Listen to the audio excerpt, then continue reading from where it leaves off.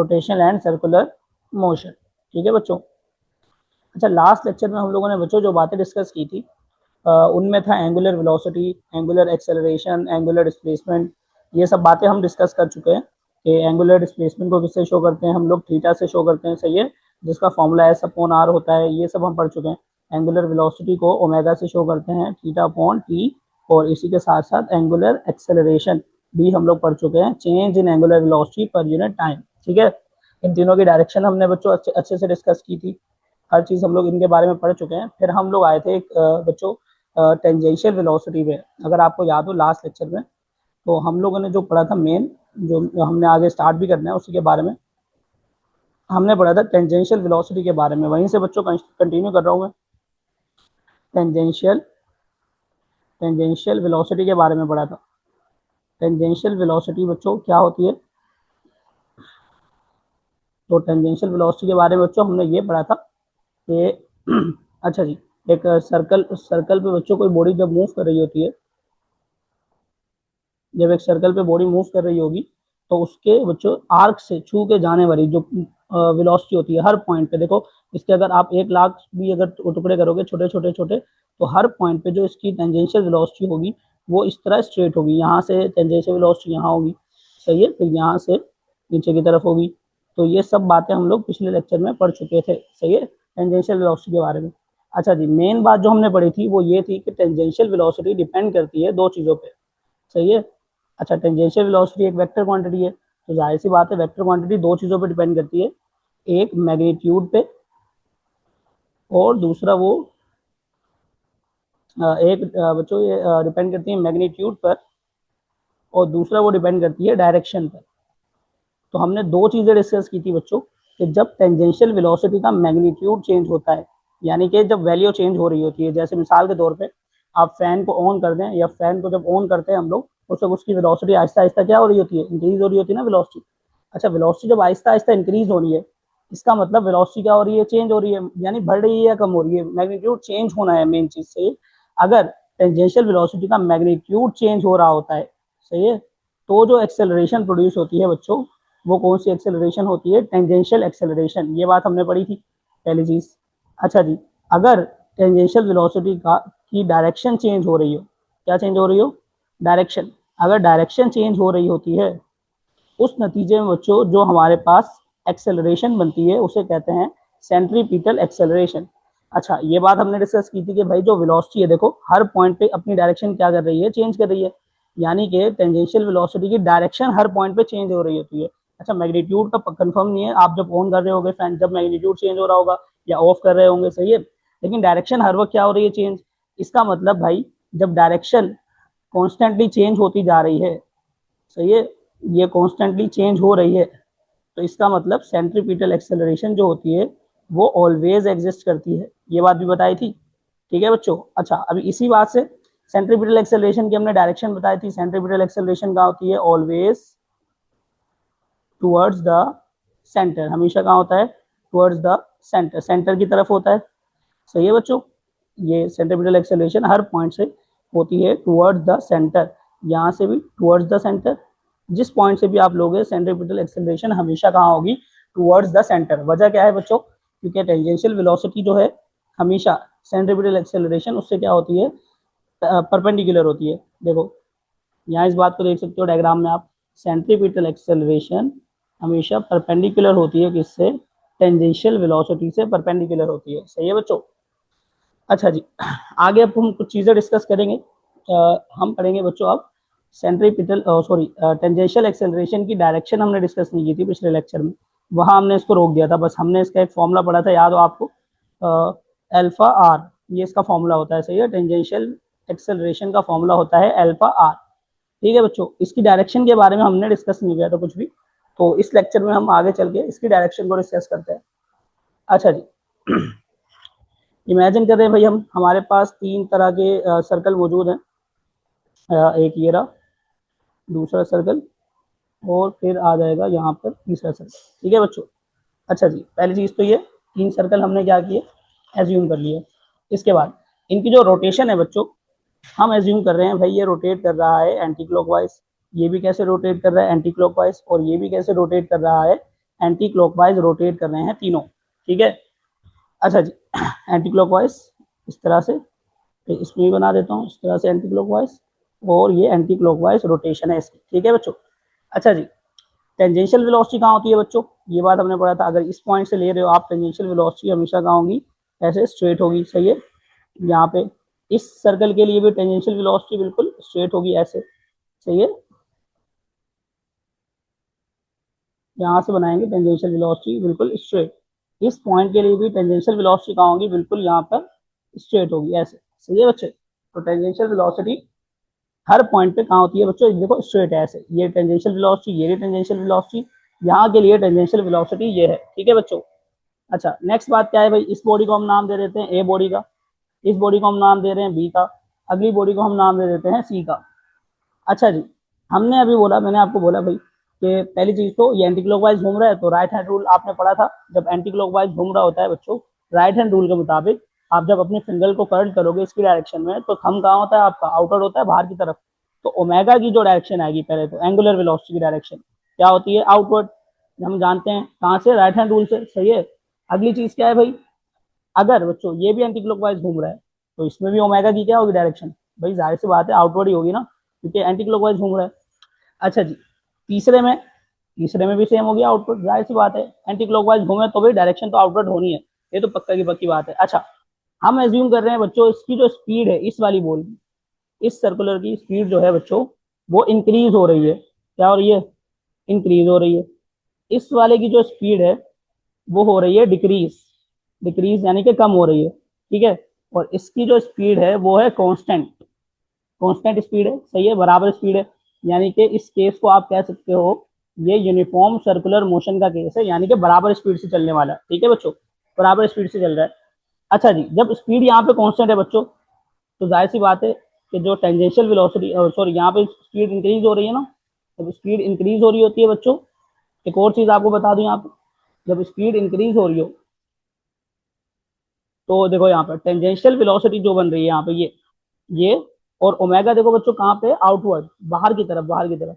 अच्छा, एग्जांपल मैं यहाँ पे दे देता हूँ, जैसे ये टेंजेंशियल वेलोसिटी डायग्राम है, स्ट्रेट वी टी, और ओमेगा कहाँ है, जो ओमेगा है एंगुलर वेलोसिटी, वो बाहर की तरफ है ना, जेड एक्सिस को हम इस तरह ड्रॉ करते हैं, ये बाहर की तरफ है ओमेगा, यानी इनके दरमियान कितना एंगल है, 90 डिग्री का एंगल है, ये बाहर है, आउटवर्ड, सही है। ये डायग्राम बच्चों इस तरह बना रहा हूँ मैं, तो जाहिर सी बात है हमेशा वी और टी के दरमियान, वी टी यानी कि टेंजेंशियल वेलोसिटी जो कि कहाँ है, अपवर्ड, यहाँ पे डायग्राम में देख सकते हो अपवर्ड है, और बाहर की तरफ आएगा क्या, एंगुलर वेलोसिटी, ये omega, v t and omega are always, are always perpendicular, हमेशा क्या होंगे, परपेंडिकुलर होंगे, यानी इनके दरमियान कितना एंगल होगा, 90 डिग्री का एंगल होगा, सही है हमेशा, क्योंकि ये बाहर की तरफ है। अब अगर अगले वाले में केस में देख रहे हो तुम, बी पार्ट में देख लो, बी में एंटी क्लॉकवाइज है, यानी बाहर की तरफ होगा। देखो अगर बेशक क्लॉकवाइज हो, क्लॉकवाइज रोटेशन में भी क्या होगा बच्चों, एंगुलर वेलोसिटी अंदर की तरफ ओमेगा, और ये कहाँ हो जाएगा, नीचे की तरफ हो जाएगा, अगर राइट साइड पे घूम रहा होगा तो, ठीक है। तो इससे कोई इशू नहीं है,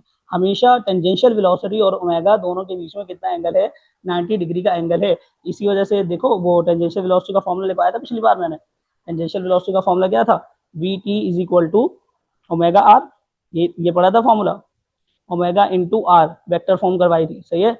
इसको सिर्फ हम आर ओमेगा क्यों लिखते हैं, इसी वजह से लिखते हैं, देखना जब हम इसको बच्चों सॉल्व करेंगे, ओमेगा आर के आगे क्या आ जाएगा, साइन थीटा, क्रॉस प्रोडक्ट में क्या आता है, साइन थीटा आता है, वेक्टर में पड़ी ये बात। अच्छा, जब साइन थीटा आएगा, हम जानते हैं ओमेगा और आर दोनों के दरमियान कितना एंगल है बच्चों, 90 का। देख लो दोबारा, क्यों भाई, रेडियस कहाँ से होता है, सेंटर से लेके यहाँ तक होता है ना रेडियस, तो ये जब आर है पोजीशन वेक्टर, इसके और वी के दरमियान में कितना एंगल है, 90 का एंगल है। जब 90 का एंगल है तो ओमेगा आर के साथ साइन 90 हो जाएगा, और साइन 90 क्या हो जाता है, 1, जिस वजह से फॉर्मूला सिर्फ बन जाता है आर ओमेगा। इस वजह से हम फॉर्मूला लिखते हैं कि v बराबर होता है आर ओमेगा के, ठीक है बच्चों। तो इस वजह से ये साइन थीटा शार्ट हो जाता है, सही है, बचेगा सिर्फ v is equal to R omega. तो ये रीजन है कि भाई जो टेंजेंशियल वेलोसिटी है और एंगुलर वेलोसिटी है दोनों क्या होंगे, परपेंडिकुलर हमेशा, ठीक है, समझ में आ रही है बात। अच्छा जी, टेंजेंशियल वेलोसिटी का फॉर्मूला। नेक्स्ट चीज इन्हीं में ही हमने जो डिस्कस करनी है बच्चों, वो है अल्फा।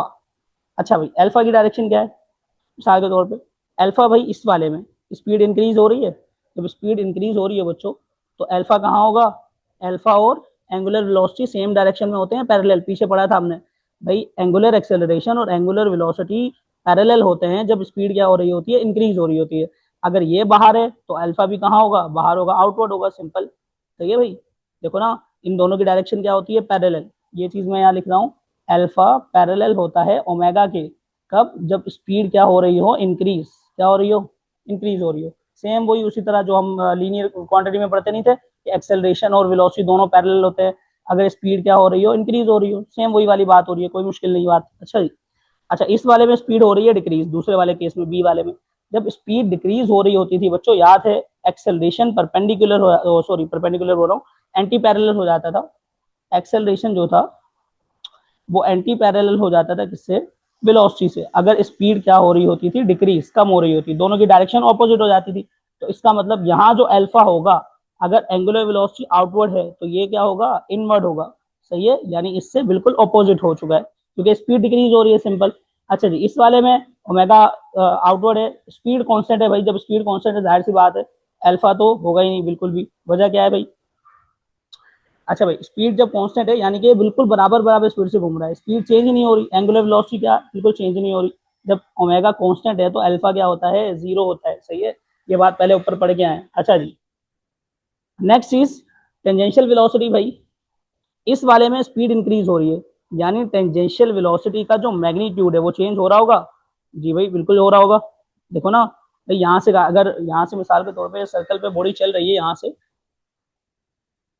अगर सर्कल बॉडी यहाँ से चल रही है तो इसकी स्पीड आहिस्ता आहिस्ता क्या हो रही है, तेज हो रही है ना। हमने स्पीड इंक्रीज की है ना, जब इंक्रीज हो रही है यानी टेंजेंशियल वेलोसिटी भी इंक्रीज हो रही होगी। जब टेंजेंशियल वेलोसिटी इंक्रीज हो रही है यानी मैग्नीट्यूड में क्या आ रहा है, चेंज आ रहा है, सिंपल, यही पढ़ा था हमने। जब टेंजेंशियल वेलोसिटी के मैग्नीट्यूड में चेंज आता है तो बच्चों हमने पढ़ा था क्या चीज बनती है, टेंजेंशियल एक्सेलरेशन बनता है। सही है, और डायरेक्शन वाले में क्या बनता है बच्चों, सेंट्रीपिटल एक्सेलरेशन, वो हम पीछे डिस्कस कर चुके हैं। अच्छा, टेंजेंशियल एक्सेलरेशन कब बनेगा, जब वेलोसिटी के, टेंजेंशियल वेलोसिटी के मैग्नीट्यूड में चेंज होगा, जो बात अभी मैंने बताई। सही है, तो टेंजेंशियल एक्सेलरेशन एग्जिस्ट करेगा। अभी एग्जिस्ट कैसे करेगा, देखो वेलोसिटी इंक्रीज हो रही है, जब टेंजेंशियल वेलोसिटी इंक्रीज हो रही है तो एक्सेलरेशन भी क्या होगा बच्चों, टेंजेंशियल एक्सेलरेशन और वेलोसिटी की डायरेक्शन पैरेलल होगी। हम पहले पढ़ चुके हैं ना, स्पीड इंक्रीज हो रही होती है तो वेलोसिटी और एक्सेलरेशन क्या होते हैं, पैरेलल होते हैं। अब देखो भाई, टेंजेंशियल वेलोसिटी चेंज हो रही है यानी इंक्रीज हो रही है, तो जो एट ए टी होगा यानी टेंजेंशियल एक्सेलरेशन एग्जिस्ट करेगा, और एग्जिस्ट करेगा वो पैरेलल होगा, किसके पैरेलल होगा, टेंजेंशियल वेलोसिटी के पैरेलल होगा। भाई ये देखो, टेंजेंशियल वेलोसिटी की डायरेक्शन ये है ऊपर, तो यहीं पे ही एग्जिस्ट करेगा इसी के साथ में tangential acceleration. Tangential acceleration parallel क्यों है दोनों, क्योंकि वेलोसिटी इंक्रीज हो रही थी। पता है ना, वेलोसिटी इंक्रीज हो रही होती है तो एक्सेलरेशन और वेलोसिटी क्या हो जाते हैं, पैरेलल हो जाते हैं, सिंपल। ठीक है बच्चा। अच्छा, दूसरी चीज यहाँ पर क्या है भाई, कि यहाँ पे, अच्छा दूसरे वाले केस के लिए, बी के लिए भी देखो, टेंजेंशियल वेलोसिटी क्या हो रही होगी, उसका मैग्नीट्यूड चेंज हो रहा है, नहीं हो रहा, हो रहा है, बिल्कुल हो रहा है सर। क्यों भाई, क्योंकि मैग्नीट्यूड डिक्रीज हो रहा है। ठीक है बच्चों। अच्छा जी, जब मैग्नीट्यूड चेंज हो रहा है, सेम बच्चों वही बात, टेंजेंशियल एक्सेलरेशन एग्जिस्ट करेगी, जाहिर से बात करेगी। सही है। अच्छा जी, लेकिन बच्चों अब के बार वो होगी एंटी पैरेलल। क्या होगी, एंटी पैरेलल। क्यों है एंटी पैरेलल, क्योंकि बच्चों वीटी से एंटी पैरेलल होगी, क्योंकि वीटी जो है वो डिक्रीज हो रहा है। ये बात ऊपर अभी पढ़ा, डिक्रीज हो रहा है वीटी। सही है, अगर वेलोसिटी डिक्रीज हो रही हो तो acceleration and velocities are antiparallel, ये बात आप पढ़ चुके हो पहले भी। ठीक है बच्चों। अच्छा जी, ये दोनों पे तो केसेस तो हो गया। तीसरे केस में भाई आपको पता है जब स्पीड क्या है बच्चों, कांस्टेंट, तो टेंजेंशियल वेलोसिटी भी क्या होगी, कांस्टेंट होगी, क्योंकि जब चेंज ही नहीं हो रही तो टेंजेंशियल वेलोसिटी भी क्या है, कांस्टेंट। जब टेंजेंशियल वेलोसिटी कांस्टेंट है तो ए टी होगा ही नहीं, जीरो होगा ए टी। सही है बच्चों। कब होता है, याद रखो, टेंजेंशियल वेलोसिटी के मैग्नीट्यूड में चेंज होता है, तभी टेंजेंशियल एक्सेलरेशन बनेगा। अच्छा, वी टी बेशक कांस्टेंट हो, एक चीज याद रखो भाई, वीटी की डायरेक्शन तो हमेशा चेंज हो रही है ना, यानी सेंट्रीपिटल एक्सेलरेशन हमेशा रहता है, लेकिन टेंजेंशियल एक्सेलरेशन सिर्फ उस केस में होगा जब मैग्नीट्यूड या तो चेंज हो रहा हो, डिक्रीज हो रहा हो, या तो इंक्रीज हो रहा हो। ठीक है बच्चों, याद रखनी है ये क्वांटिटी सारी आपने। अच्छा जी, इसके बाद हमने अभी एक फॉर्मूला पढ़ा था, याद हो, टेंजेंशियल एक्सेलरेशन का फॉर्मूला था बच्चों, आर एल्फा, पढ़ा था ये फॉर्मूला। अब इस फॉर्मूले की क्या हकीकत है भाई, इस फॉर्मूले में आपको पता है, अगर ये जो अल्फा और ए टी है इसके दरमियान के हमने डायरेक्शन पता करनी है। देखो तो बच्चों अल्फा और ए टी जो है, alpha and A T, alpha क्या है, एंगुलर एक्सेलरेशन, ए टी क्या है बच्चों यहाँ पर, टेंजेंशियल एक्सेलरेशन। ये हमेशा होते हैं बच्चों 90 डिग्री के एंगल पे। कितने एंगल पे होते हैं, 90 डिग्री एंगल पे। क्यों भाई, कहाँ से आ गया सर ये, क्या बता दिया आपने? अब ये देखो टेंजेंशियल एक्सेलरेशन कहाँ है भाई, अपवर्ड है। अच्छा एंगुलर वेलोसिटी जब बाहर की तरफ है, तो यहाँ पर एंगुलर एक्सेलरेशन भी कहाँ था, बाहर की तरफ था ना। देखो जब बाहर की तरफ जो क्वांटिटी है, मिसाल के तौर पे बाहर की तरफ आ रहा है एंगुलर एक्सेलरेशन, कौन आ रहा है, अल्फा बाहर की तरफ आ रहा है। और टेंजेंशियल एक्सेलरेशन अगर आप देखो, टेंजेंशियल एक्सेलरेशन, भाई टेंजेंशियल एक्सेलरेशन की बात हो रही है ना, टेंजेंशियल एक्सेलरेशन कहाँ है, ऊपर की तरफ है यहाँ पे। अब ये ऊपर की तरफ का मतलब ये एंटी पैरेलल नहीं समझ लेना, ये बाहर की तरफ बनाया मैंने, मेरी तरफ, सही है, आउटवर्ड। तो दोनों के दरमियान कितना एंगल होगा, 90 का एंगल होगा, सही है बच्चों। तो ये बात समझनी है आपने अच्छे से। सेम इसी की तरह देखो, टेंजेंशियल एक्सेलरेशन, टेंजेंशियल वेलोसिटी ऊपर की तरफ बनाई हुई डायग्राम में, मैं यहाँ बना रहा हूँ देखो। तो जाहिर सी बात है वेलोसिटी इंक्रीज हो रही थी, तो टेंजेंशियल एक्सेलरेशन भी कहाँ होगा, ऊपर की तरफ। ओमेगा नीचे की तरफ है, वेलोसिटी इंक्रीज हो रही है, यानी नीचे की तरफ होगा अल्फा। तो देखो अब ये अल्फा और सेंटीमीटर एक्सेलरेशन के दरमियान, टेंजेंशियल एक्सेलरेशन के दरमियान कितना एंगल है, 90 का एंगल है ना। यही तो बात बता रहा हूँ कब से नीचे। अच्छा जी, तो अल्फा और 80 के दरमियान एंगल कितना है, 90। अच्छा बेशक स्पीड डिक्रीज हो रही हो या इंक्रीज हो रही हो, सेम चीजें रहेंगी। अल्फा और टेंजेंशियल एक्सेलरेशन के दरमियान एंगल रहेगा 90 डिग्री यहाँ भी। क्यों भाई, स्पीड डिक्रीज हो रही होगी, वही वाला केस है भाई, स्पीड डिक्रीज अगर हो रही होगी तो अंदर की तरफ हो जाएगा, लेकिन फिर भी टेंजेंशियल एक्सेलरेशन तो रहेगा ना भाई। अच्छा जी, तो ये वाला केस तो दो। अच्छा जी, इस वाले में टेंजेंशियल एक्सेलरेशन बच्चों एंटी पैरेलल था ना, तो मैंने ये ड्रॉ नहीं किया, मैं ड्रॉ कर देता हूँ। इसमें एंटी पैरेलल का मतलब है यहाँ पर, यहाँ है, यहाँ पे एंटी पैरेलल का मतलब टेंजेंशियल वेलोसिटी अगर ऊपर की तरफ है तो एंटी पैरेलल होगा ये 80 नीचे। कब, जब स्पीड डिक्रीज हो रही हो, ये जब का केस है। अच्छा जी, ये तो यूनिफॉर्म सर्कुलर मोशन का केस है, यानी इसमें तो कोई वेलोसिटी चेंज नहीं हो रही, सही है। तो इस वाले के साथ मैं लिख दूंगा यूसीएम, यूनिफॉर्म सर्कुलर मोशन का केस है। ठीक है बच्चों, आई बात समझ में यहाँ तक। अच्छा जी, बहुत इंपॉर्टेंट क्वांटिटीज है बच्चों यहाँ पर सारी, तो अच्छे से इनको देख के आपने प्रिपेयर करना है, सही है बच्चों। अच्छा जी, नेक्स्ट चीज हम जो पढ़ रहे हैं, अब आगे चलते हैं हम लोग।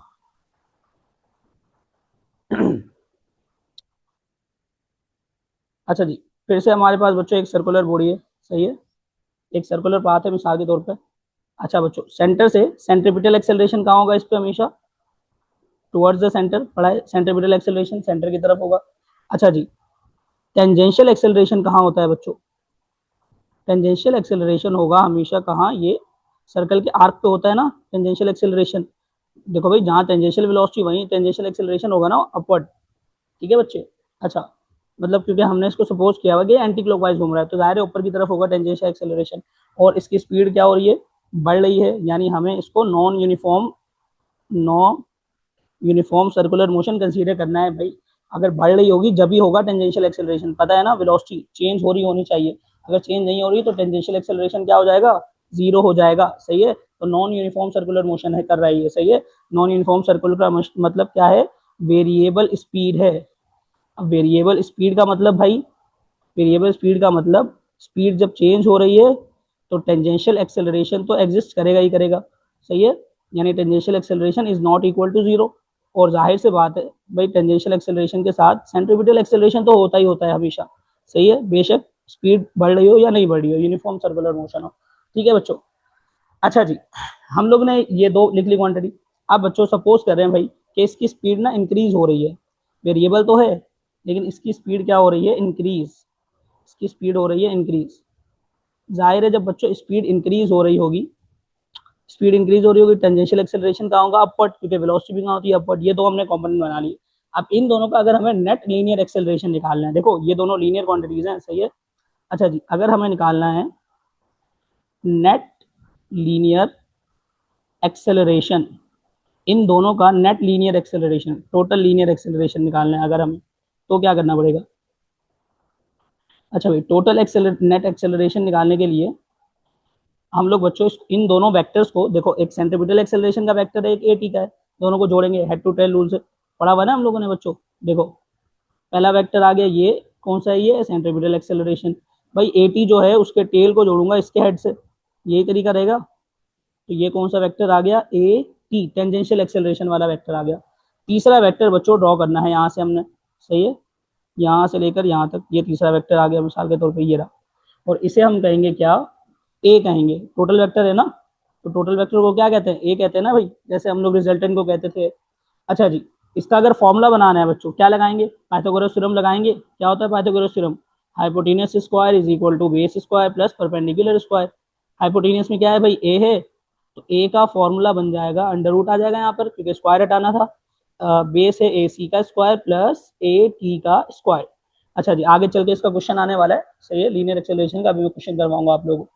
अच्छा जी, नेक्स्ट बात करते हैं अगर डायरेक्शन की बच्चों, तो डायरेक्शन के लिए भी आप लोगों ने फॉर डायरेक्शन, डायरेक्शन के लिए हम वेक्टर में ही पढ़ते हैं चीज़ें डायरेक्शन की, इस तरह डायरेक्शन निकालनी है।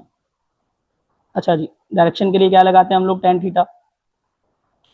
तो टेन थीटा का फॉर्मूला क्या होता है बच्चों, यहाँ मैं लिख देता हूँ, tan theta is equal to perpendicular upon base जी। परपेंडिकुलर क्या है बच्चों, यहाँ पर परपेंडिकुलर है यहाँ पे ए टी, और नीचे क्या आ जाएगा ए सी। थीटा फाइंड करना है, टेन इनवर्स उस तरफ चला जाएगा, तो ये बन जाएगा ए टी डिवाइडेड बाय ए सी। सही है बच्चों, ये आ गया डायरेक्शन का फॉर्मूला। नेट लीनियर एक्सेलरेशन का, यानी कि इन दोनों से सेंट्रीपिटल एक्सेलरेशन और टेंजेंशियल एक्सेलरेशन से जो टोटल बनती है लीनियर एक्सेलरेशन। अच्छा याद रखो बच्चों, ये दोनों कब एग्जिस्ट करेंगी एक साथ, जब नॉन यूनिफॉर्म सर्कुलर मोशन होगा, यानी कि वेरिएबल स्पीड स्पीड चेंज हो रही हो।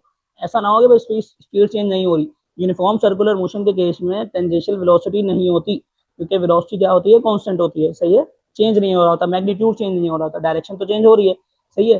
तो दोनों के लिए इन सेंट्रीपिटल एक्सेलरेशन और टेंजेंशियल एक्सेलरेशन के लिए याद रखो, uniform non uniform circular motion का केस होना चाहिए लाजमी। ठीक है बच्चा। अच्छा जी, नेक्स्ट चीज पढ़ते हैं हम लोग, सवाल करवा रहा हूँ मैं इसका बच्चों तुम लोगों को, क्वेश्चन जो आप लोगों को मैंने बताया अभी के क्वेश्चन करेंगे हम लोग। अच्छा जी, पास्ट पेपर का बच्चों ये क्वेश्चन है, पास्ट पेपर क्वेश्चन।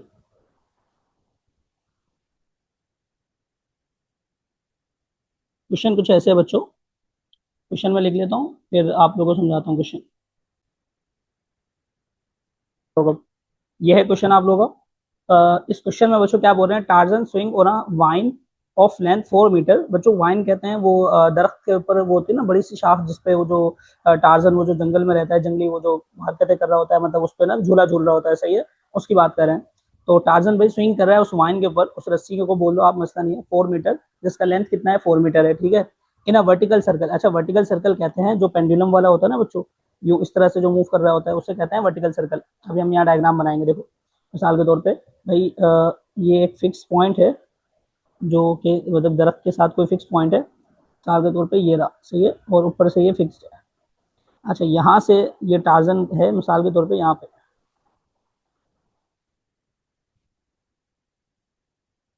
यहाँ टार्जन है भाई, यहाँ से वो स्विंग करता हुआ जाता है इस पॉइंट पे, इस पॉइंट पे आ जाता है, यहाँ से स्विंग करते करते इस पॉइंट पे आ जाता है, सही है।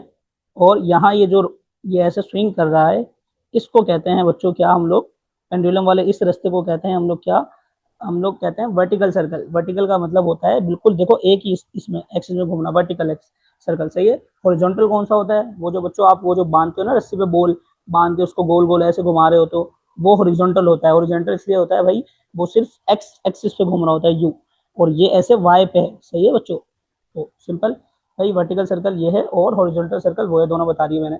अच्छा जी, बोल रहे हैं भाई जो वाइन है उसका लेंथ, ये जो वाइन है इसका बोल रहे हैं लेंथ कितना है, इसका लेंथ हमें बताया है 4 मीटर, 4 मीटर इसका लेंथ है, ठीक हो गया। अच्छा जी, आगे क्या बोल रहे हैं, under the influence of gravity, gravity के मतलब ग्रेविटी इस पे इफेक्ट कर रही है, प्रोजेक्टाइल मोशन में याद है gravity under the influence of gravity होता है, यानी कि वेलोसिटी चेंज हो रही है। देखो भाई यहाँ से ये ऊपर जाएगा, इसकी वेलोसिटी इंक्रीज होगी, वापस वेलोसिटी कम हो रही होगी, वापस नीचे की तरफ आएगा, वेलोसिटी इंक्रीज हो रही होगी। यानी ये केस जो है बच्चों, इसमें वेलोसिटी क्या हो रही है, वेलोसिटी चेंज हो रही है। वेलोसिटी चेंज का मतलब याद आया, अभी मैंने बताया था, वेलोसिटी जब मैग्नीट्यूड चेंज होगा जब ही टेंजेंशियल एक्सेलरेशन होगा इसके अंदर, यानी इसके अंदर टेंजेंशियल वेलोसिटी टेंजेंशियल एक्सेलरेशन मौजूद है, ठीक है बच्चों, नॉन जीरो यानी कि है कुछ ना कुछ।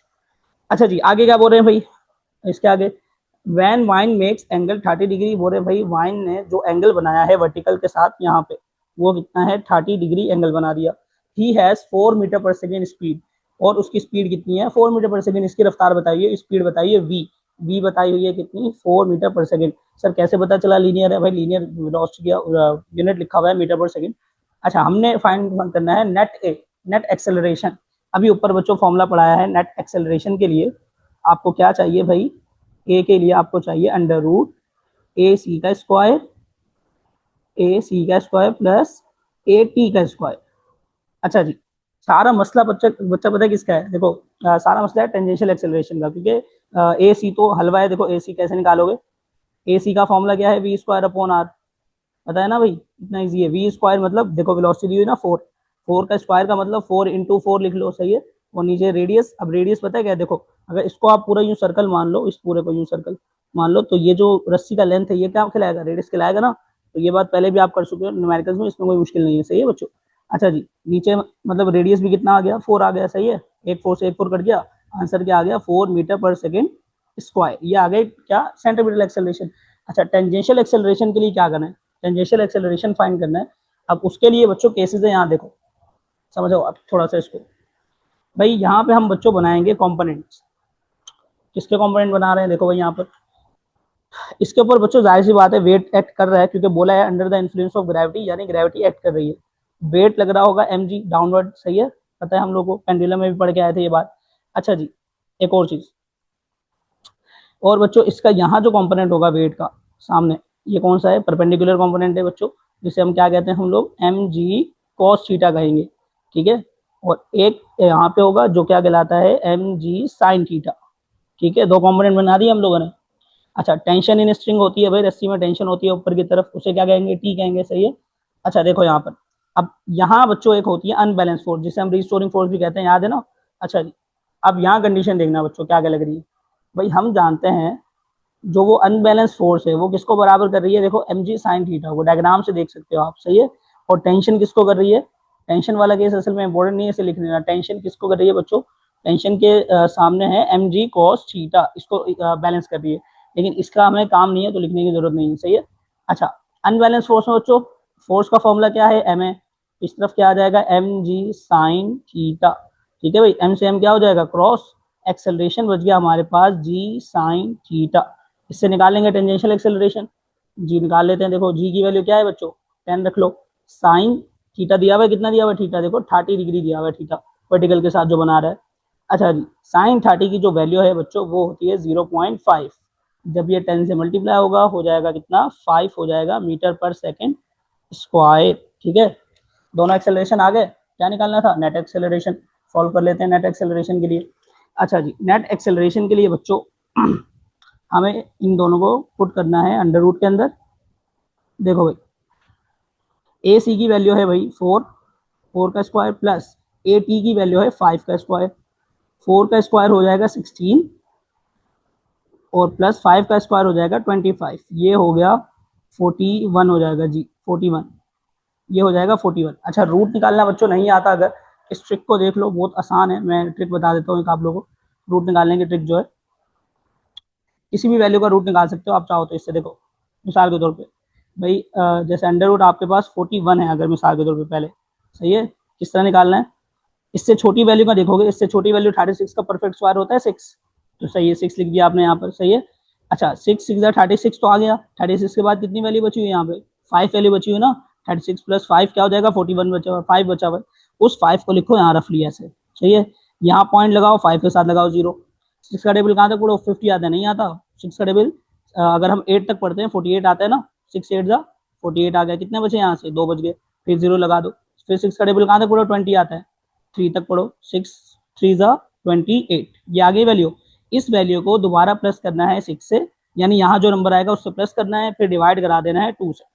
देखो ऊपर क्या हो जाएगा, ऊपर हो जाएगा 12.83, नीचे क्या हो जाएगा 2, 2 के टेबल से काट देंगे भाई, ये 2 1 जा 2, 2 6 जा, ऊपर इधर 6 आ जाएगा, 2 का टेबल कहाँ तक पढ़ो 8 आता है, 4, 2 का टेबल कहाँ तक पढ़ो 3 आता है, 1 तक पढ़ लो तुम, और आगे भी चलता रहेगा, लेकिन 6.41 हमारा हो जाएगा आंसर। देखो ये रूट निकाल लिया हम लोगों ने, तो एक्सेलरेशन बराबर आ जाएगा 6.41, ठीक है, मीटर पर सेकेंड स्क्वायर। ये है बच्चों आप लोगों का टोटल आंसर। समझ में आया अंडर रूट कैसे निकालना है। अच्छा जी, एक और मैं क्वेश्चन करा देता हूँ अंडर रूट वाला, ताकि क्लियर हो जाए अंडर रूट कैसे निकालते हैं, आप लोग इस मेथड को सीख लेना। अच्छा, मेथड कुछ इस तरह से बच्चों, दोबारा देख लो भाई अगर आपको दिया हुआ है रूट, मिसाल के तौर पे 51 दिया हुआ है आपके पास, सही है, 51 रूट दे दिया, सही है।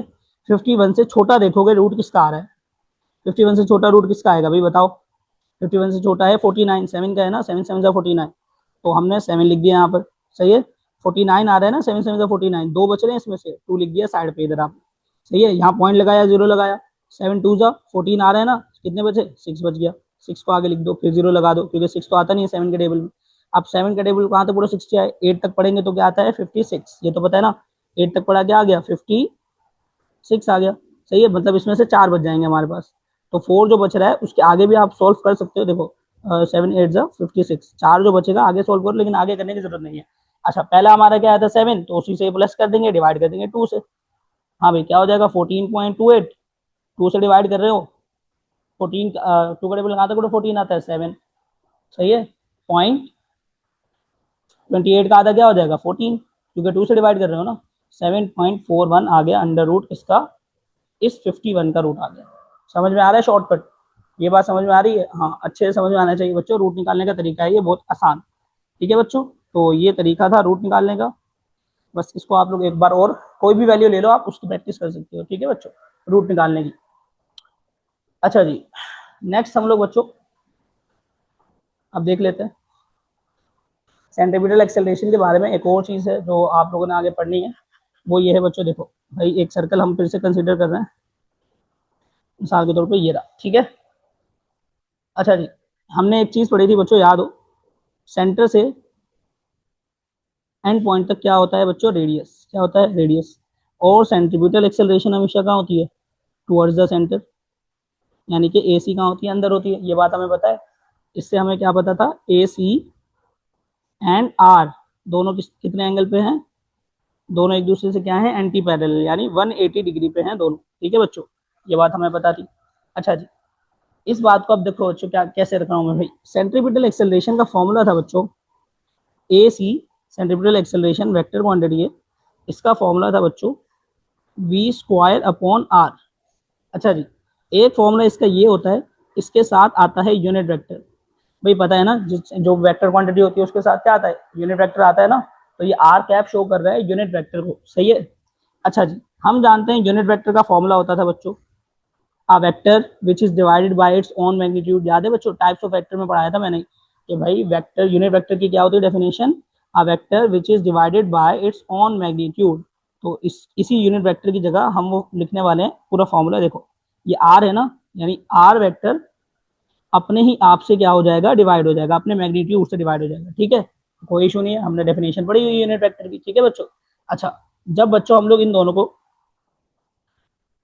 अच्छा यहाँ माइनस साइन आता है, वजह ये माइनस साइन का बच्चों कि भाई सेंट्रीपिटल एक्सेलरेशन और टेंजेंशियल एक्सेलरेशन एक दूसरे से क्या होते हैं बच्चों, मतलब एक दूसरे से मुख्तलिफ होते हैं, इस वजह से क्या आती है यहाँ पे माइनस साइन आता है। अच्छा एक और चीज यहाँ देख लो भाई, अब देखो वी स्क्वायर रहेगा, ये आर से आर तो क्रॉस हो जाएगा, मिसाल के तौर पे ऊपर रहेगा वी स्क्वायर, नीचे वाले आर जो मल्टीप्लाई हुआ क्या आ गया आर स्क्वायर, और साथ में रहेगा आर वेक्टर, सही है बच्चों। ये फॉर्मूला बहुत बार मतलब पूछा गया है सेंट्रीपिटल एक्सेलरेशन के बारे में, और ये आया था बच्चों पहले कहाँ, एनटीएस में आया था, एनटीएस में, ठीक है बच्चों, एनटीएस का क्वेश्चन है ये एक, जो आपने करना है इंपॉर्टेंट, समझ में आ गया यहाँ तक।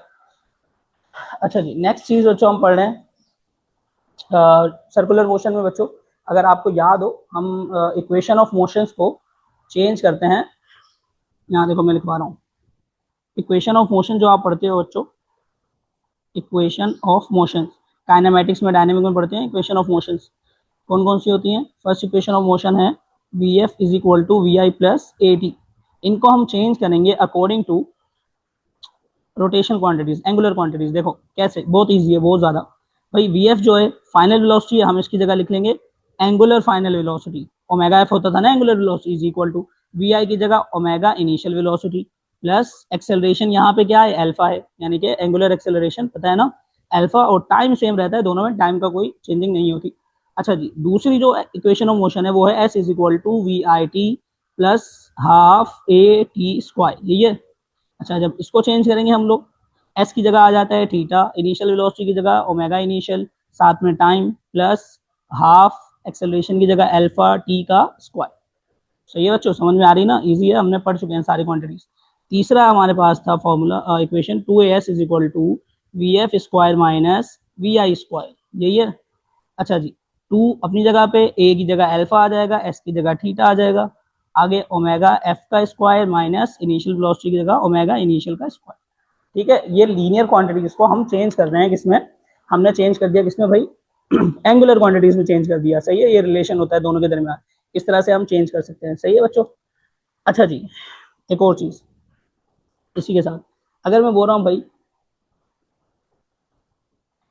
एंगल इन वन रोटेशन, एक रोटेशन में कितना एंगल होता है, कैसे निकालेंगे भाई, वन रोटेशन में वन को किससे मल्टीप्लाई कराएंगे, 2 पाई से, सिंपल। पता है ना, एक में कितने होते हैं, 2 पाई रेडियन पर सेकंड होते हैं ना, ये बात तो पता है हमें। सही है। अच्छा जी, सॉरी रेडियन पर सेकंड बोल दिया, रेडियन सिर्फ। सही है, हम सिर्फ रोटेशन की बात कर रहे हैं।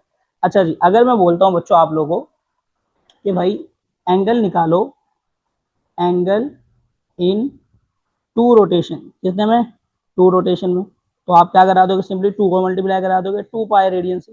ऐसा ही है ना, मतलब हमें जो भी नंबर हो यहाँ पर, अगर मैं बोल देता हूँ तुम्हें भाई एंगल निकालो in N rotation, N rotation का मतलब पता है ना भाई, मतलब अनलिमिटेड हमें नहीं पता, जो भी नंबर जो भी हो यहाँ पर, तो आप क्या करोगे, सिंपल एन को मल्टीप्लाई करा दोगे 2 पाई से रेडियन से। यही है ना फॉर्मूला, इजी है ये रहा। सही है, कोई भी जितनी भी बच्चों नंबर ऑफ रोटेशन हो उनको अगर आपने चेंज करना है रेडियन में तो मल्टीप्लाई किससे कराते हैं, 2 पाई से कराते हैं, पीछे यूनिट कन्वर्जन में पढ़ के आए थे सारी बात। ठीक है बच्चों। अच्छा जी, अब यहाँ पे एक चीज देखनी है हम लोगों ने कि भाई एंगल जो बन रहा है, एंगल बन रहा है ये देखो, एन रोटेशन में, एन रोटेशन में तो अगर चेंज करना है आपने बच्चों तो किससे मल्टीप्लाई कराओगे आप, 2 पाई से कराओगे। सही है। अब इससे एक चीज बच्चों फॉर्मूला बनता है, देखो ये एंगल इन एन रोटेशन है, ये एंगल है थीटा, टोटल एंगल जो बनेगा। सही है, ये है एंगल टोटल जो बनेगा। सही है, और ये बराबर किसके है, N number of multiply by 2 pi के। सही है, अभी एन नंबर जो है बीच में रोटेशन के हैं। सही है। अच्छा जी, अगर इसमें से मुझे एन फाइंड करना हो, नंबर ऑफ रोटेशन, क्या फाइंड करने हो, नंबर ऑफ रोटेशन, तो करेंगे क्या बच्चों, 2 पाई यहाँ हो रहा था मल्टीप्लाई, इधर आके क्या हो जाएगा डिवाइड, तो टोटल जो भी एंगल होगा, एंगल मतलब रोटेशन में जो एंगल बना होगा उसको डिवाइड किससे कराना पड़ेगा, 2 पाई से। एक बच्चों ये फॉर्मूला बनता है, ये फॉर्मूला किस चीज का है, नंबर ऑफ रोटेशन का, इसका फॉर्मूला है नंबर ऑफ रोटेशन फाइंड करने का। यानी एक भाई बोलेंगे एक चीज ने इतने एंगल कवर किया है। सही है, यानी इतना एंगल कवर किया है, एंगल बता देंगे आपको टोटल एंगल, उसको डिवाइड करोगे जब 2 पाई से तो तुम्हें मिल जाएगा नंबर ऑफ रोटेशन, कितनी रोटेशन की है। इसका सवाल अभी मैं करा रहा हूँ ताकि कोई मुश्किल नहीं हो आपको। अच्छा जी, सवाल आगे हम लोग कर रहे हैं, नेक्स्ट क्वेश्चन कर लेते हैं। ये भी बच्चों सेम पास पेपर का क्वेश्चन है, तो पास पेपर क्वेश्चन।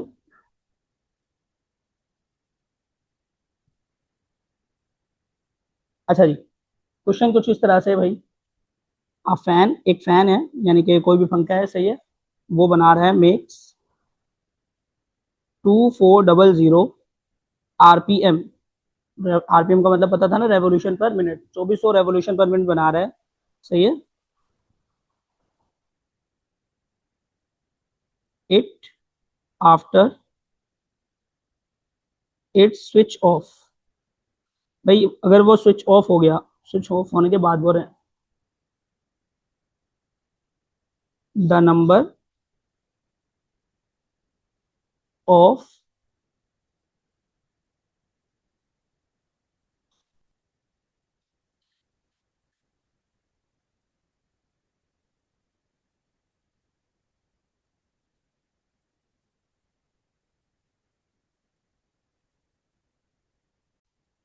क्या बच्चों देखें ये क्वेश्चन है, अ फैन में 2400 रेवोल्यूशन पर मिनट, एक फैन है जो रेवोल्यूशन पर मिनट कितने कर रहा है भाई, शुरू में इनिशियल है ये। सही है, तो ओमेगा इनिशियल हमें दिया है 2400 आरपीएम। सही है, रेवोल्यूशन पर मिनट। इसको बच्चों अभी चेंज कर लो, बाद में चेंज कर लेना, कोई इशू नहीं है। सही है। अच्छा बोल रहे हैं after it switch off it comes to rest, भाई बंद होने के बाद वो रेस्ट में आ गया, यानी कि ओमेगा फाइनल क्या हो जाएगा, जीरो हो जाएगा, सिंपल। इस बात से आपको पता लग जाना चाहिए। सही है, 0 आरपीएम ले रहे हम मिसाल के तौर पर। सही है, it come to rest in 10 second, और टाइम कितना बता दिया, कितने सेकंड में हो रहा है, 10 सेकंड में हो रहा है ऑफ। सही है, बता दिया टाइम। फाइंड करना है number of time it will rotate, बोल रहे हैं भाई वही अभी जो हमने ऊपर फॉर्मूला बनाया ना, एन का फॉर्मूला, ये देखो ऊपर एन का फॉर्मूला जो बनाया, ये फाइंड करना है नंबर ऑफ रोटेशन कितने किए होंगे उसने। सही है, अब नंबर ऑफ रोटेशन के लिए एक तो आपको एंगल चाहिए, तो उस थीटा के लिए काम करना पड़ेगा। थीटा के लिए पहले देखो क्या करना है आप लोगों ने। अच्छा, इस कंडीशन से आप निकाल सकते हो अल्फा। कैसे निकालोगे alpha? Delta omega divided by time, यही है ना। पहले डेल्टा ओमेगा निकालते हैं। डेल्टा ओमेगा निकालने के लिए omega final minus omega initial. Omega final 0 है, ओमेगा इनिशियल कितना है 2400 आरपीएम। अच्छा जी, इसको पहले चेंज करना है बच्चों, याद रखो, टाइम से बाद में डिवाइड करेंगे। तो पहले हम डेल्टा ओमेगा निकाल रहे हैं, इस टाइम को मैं मिटा देता हूँ। सही है, डेल्टा ओमेगा निकाल रहे हैं। तो डेल्टा ओमेगा के लिए भैया आरपीएम में है, हम जानते हैं रेवोल्यूशन पर मिनट है, कैसे चेंज करते हैं बच्चों, याद हो? 2400 रेवोल्यूशन है ना, रेवोल्यूशन से रेडियन में जाने के लिए 2 पाई से मल्टीप्लाई, पर मिनट, नीचे मिनट है, मिनट में कितने सेकंड होते हैं 60। अच्छा जी, 0 से 0 गया, 2 1 जा 2, 2 3 जा 6, नीचे 3 बचा, फिर ये काट दो, 3 1 जा 3, 3 8 जा 24, 8 और 0 बचा सिर्फ, यहाँ बचा 85। अच्छा, माइनस साइन साथ लगा हुआ है, माइनस साइन सिर्फ ये बता रहा है कि भाई स्विच ऑफ हो रहा है, यानी कि जो एंगुलर वेलोसिटी है वो क्या हो रही है, डिक्रीज हो रही है। सही है, इसमें कोई वो नहीं है। अच्छा जी, क्या फाइंड करना था हम लोगों ने? अल्फा। अल्फा निकालते हैं, delta omega divided by time. Delta omega कितना है -80 पाई डिवाइडेड बाय टाइम कितना था भाई 10 सेकंड। 0 से 0 मर गया, आंसर क्या आ गया -8 पाई। ये आ गया आंसर आपके पास। सही है। अच्छा, अल्फा कितना आया -8 पाई, याद रखना बच्चों। आगे देखो अब भाई, हमें फाइंड करना है एंगल ना, क्योंकि देखो मेन चीज हमने क्या निकालना था, नंबर ऑफ रोटेशन। उसके लिए क्या चाहिए, टोटल एंगल और डिवाइडेड बाय 2 पाई। सही है, तो टोटल एंगल निकालना है। अब एंगल निकालने के लिए देखो कोई अलग से फॉर्मूला नहीं है, आपको इक्वेशन ऑफ मोशन इस्तेमाल करनी पड़ेगी। अभी हमें ऊपर लगाए थे ना second equation of motion, same वो इस्तेमाल करनी पड़ेगी। देखो अब सेकंड इक्वेशन ऑफ मोशन कैसे इस्तेमाल करते हैं देखना। भाई हम जानते हैं थीटा इज इक्वल टू, जैसे एस इज इक्वल टू था ना V I T, omega I E plus half alpha T square, वही ए टी स्क्वायर की जगह पे। ठीक है बच्चों। अच्छा जी, इसमें हम लोग बल्कि नहीं, सेकंड इक्वेशन ऑफ मोशन से नहीं होगा सॉल्व ये, क्योंकि हमारे पास फाइनल भी मौजूद है, तो थर्ड लगाएंगे हम लोग। थर्ड लगाते हैं, 2 alpha theta is equal to omega final का स्क्वायर माइनस ओमेगा इनिशियल का स्क्वायर। अच्छा बच्चों, वैल्यूज पुट करते हैं, फाइंड करना है थीटा, याद रखना। अच्छा जी, 2 अपनी जगह पे, अल्फा की वैल्यू हमारे पास मौजूद है -8 पाई। ठीक है। अच्छा, और साथ में थीटा ऐसे लिख देते हैं हम लोग। सही है। अच्छा, ओमेगा फाइनल जो है वो था 0 का स्क्वायर, ओमेगा इनिशियल जो है हमारे पास माइनस में ओमेगा इनिशियल, ओमेगा इनिशियल की वैल्यू है 8 पाई, उसके ऊपर क्या आ जाएगा स्क्वायर। अच्छा, 8 पाई का स्क्वायर को मैं स्क्वायर नहीं लिख रहा, मैं इसको इस तरह लिख रहा हूँ 8 पाई इंटू 8 पाई। सही है, कोई इशू नहीं होता आगे। अच्छा जी, 8 पाई इंटू 8 पाई, और यहाँ पे चल रहा है 2 माइनस 8 पाई। अच्छा, इसको मैं मल्टीप्लाई करा देता हूँ, बल्कि डायरेक्ट डायरेक्ट, आगे काम आसान हो जाए। देखो 2 जब 8 से होगा तो हो जाएगा -16 पाई, और साथ में क्या रहेगा थीटा। अच्छा, थीटा को इस तरफ छोड़ देते हैं, इस तरफ आएगा जब ये 8 पाई और नीचे आ जाएगा क्या, माइनस का 16 पाई आ जाएगा नीचे। सही है। अच्छा जी, पाई से 1 पाई कैंसिल, 8 1 जा 8, 8 2 जा 16, 8 और 2 डिवाइड हो गया, क्या बच जाएगा 4 पाई बच जाएगा। सही है, ये बच गया 4 पाई, माइनस साइन मैंने बताया था डायरेक्शन का है, कोई इशू नहीं है, नहीं लिखो तो। अच्छा, ये आ गया हमारे पास टोटल एंगल, मतलब टोटल वो कितना रिवॉल्यूशन किया है उसने, 4 पाई रेडियन रेवोल्यूशन किया है। सही है, रोटेशन किया है और एंगल कवर किया है। अच्छा जी, हमें फाइंड करना था नंबर ऑफ रोटेशन, कितनी बार घुमा है वो, एन। क्या चाहिए था उसके लिए, टोटल एंगल पता लग गया हमें, divided by 2 pi. Total angle कितना है 4 पाई डिवाइडेड बाय 2 पाई, पाई से पाई कैंसिल, 2 1 जा 2, 2 2 जा 4, ये बच गया हमारे पास। अच्छा जी, तो ये आएगा हमारे पास बच्चों आंसर। 10 सेकेंड, हाँ जी, ये आएगा हमारे पास आंसर। नंबर ऑफ रेवोल्यूशन कितनी की है उसने, 2। ठीक है बच्चों। अच्छा जी, नेक्स्ट चीज हम जो पढ़ रहे हैं,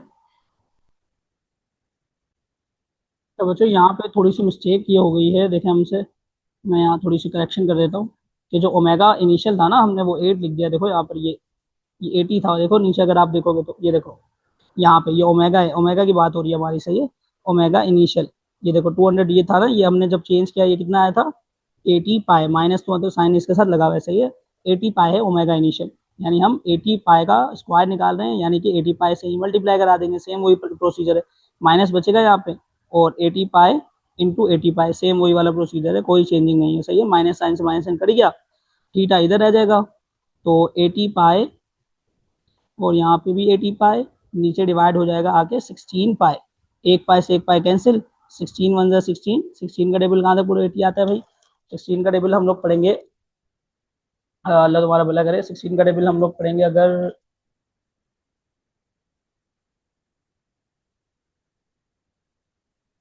32, 32 और फिर 5 तक, 5 तक पढ़ेंगे जी। 16 5 का क्या हो जाएगा 80, और देखो यहाँ पर 5 8 जा 40, 40 के साथ आगे एक और जीरो है यानी 400, तो थीटा आ जाएगा 400 पाई, ये आया थीटा, सही है 400 पाई, यानी कि हम नीचे थीटा की जगह लिखेंगे 400 पाई और नीचे आ जाएगा 2, डिवाइड कर देंगे 2 पाई, सॉरी पाई से पाई कैंसिल, 2 1 2, और ये आ जाएगा हमारे आंसर क्या 200 रोटेशन, सही है बच्चे, कितना रोटेशन किया उसने 200 रोटेशन किया, ठीक है, ये ठीक है आपका आंसर बिल्कुल।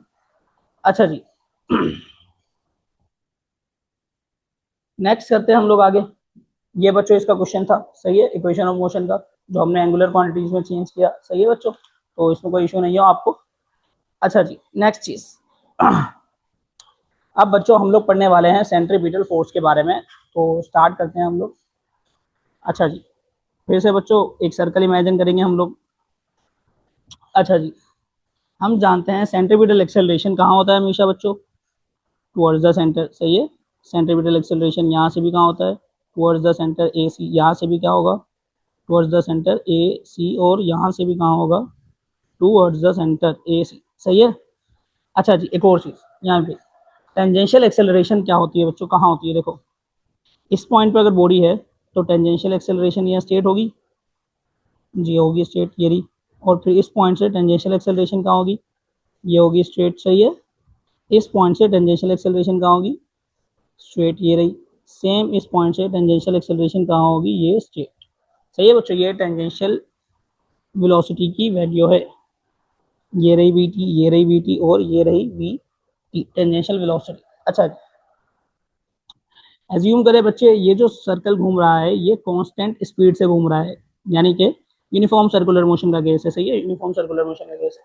अच्छा हम जानते हैं बेशक यूनिफॉर्म सर्कुलर मोशन हो भाई, जो सेंट्रीपिटल एक्सेलरेशन है वो तो हमेशा एग्जिस्ट करती है, वजह क्या है, क्योंकि देखो इसका मैग्नीट्यूड चेंज नहीं हो रहा ना, बेशक कांस्टेंट स्पीड से घूम रहा है लेकिन डायरेक्शन तो चेंज हो रही है, तो एसी ऑलवेज एग्जिस्ट, भाई सेंट्रीपिटल एक्सेलरेशन तो हमेशा एग्जिस्ट करेगी, ये बात हम नीचे पढ़ के आए थे।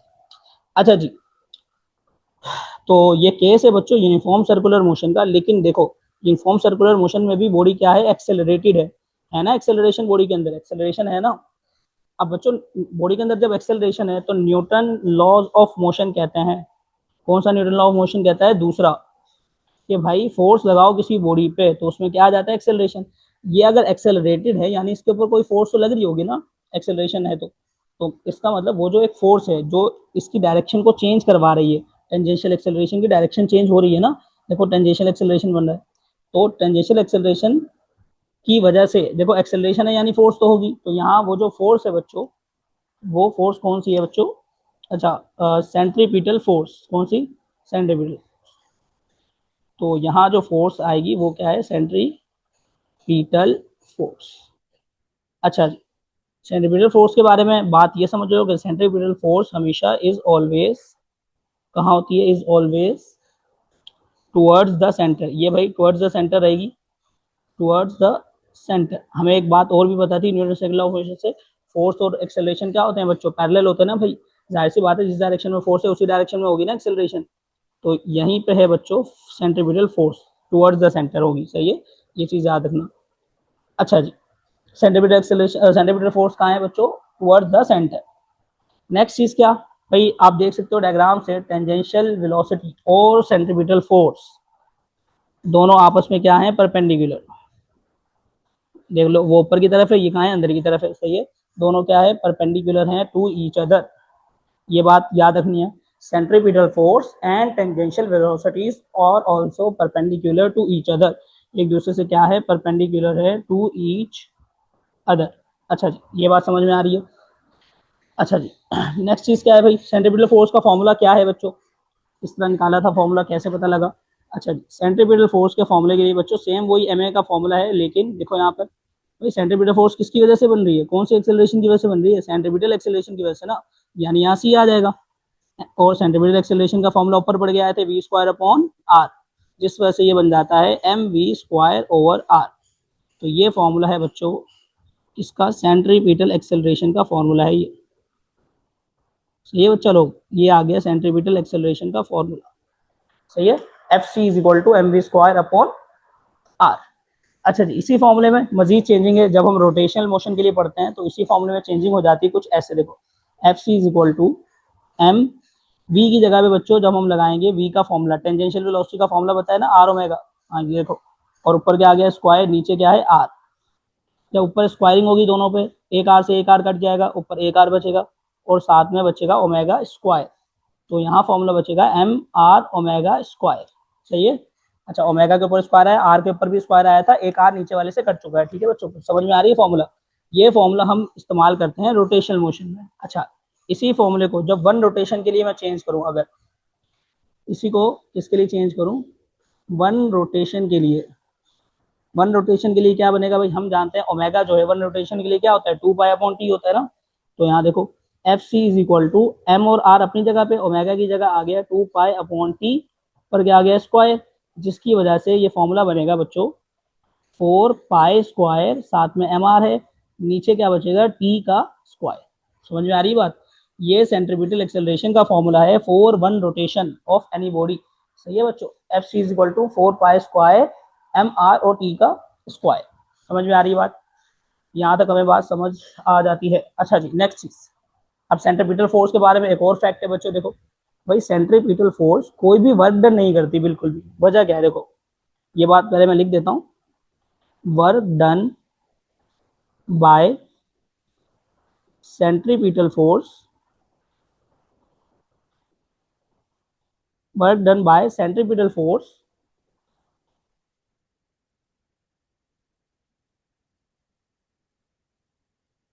Is zero. भाई किसी भी बॉडी के लिए जो मूव कर रही है, जो सेंट्रीपिटल फोर्स होगी वो वर्क डन क्या करती है, जीरो। यानी देखो बॉडी को मूव करवाने में ना सेंट्रीपिटल फोर्स का काम नहीं है, मूव करते हुए होती है टुवर्ड द सेंटर, लेकिन मूव नहीं करवा रही। देखो वजह क्या है, अब बताता हूँ क्यों सेंट्रीपिटल फोर्स से वर्क डन जीरो क्यों है। अब डायग्राम में ऊपर आपने देखा। अच्छा, सेंट्रीपिटल फोर्स देखो यहाँ बताता हूँ एक चीज में, वर्क डन क्यों नहीं करती। वर्क का फॉर्मूला पता है बच्चों, एफ इंटू एस, डिस्प्लेसमेंट पता है ना। अच्छा, जब हम जानते हैं ये डॉट प्रोडक्ट है, डॉट प्रोडक्ट है मतलब यहाँ फॉर्मूले में क्या आएगा आगे, एफ एस कोस थीटा आएगा। अब हमारे ये जो केस है जिसमें हमने सेंट्रीपिटल फोर्स लिया हुआ है, अब आप गौर से देखो बच्चों, अगर भाई सेंट्रीपिटल फोर्स कहाँ है बच्चों, कहाँ दिख रही है, टुवर्ड द सेंटर दिख रही है सेंट्रीपिटल फोर्स। अच्छा, वेलोसिटी कहाँ है, टेंजेंशियल वेलोसिटी ऊपर की तरफ।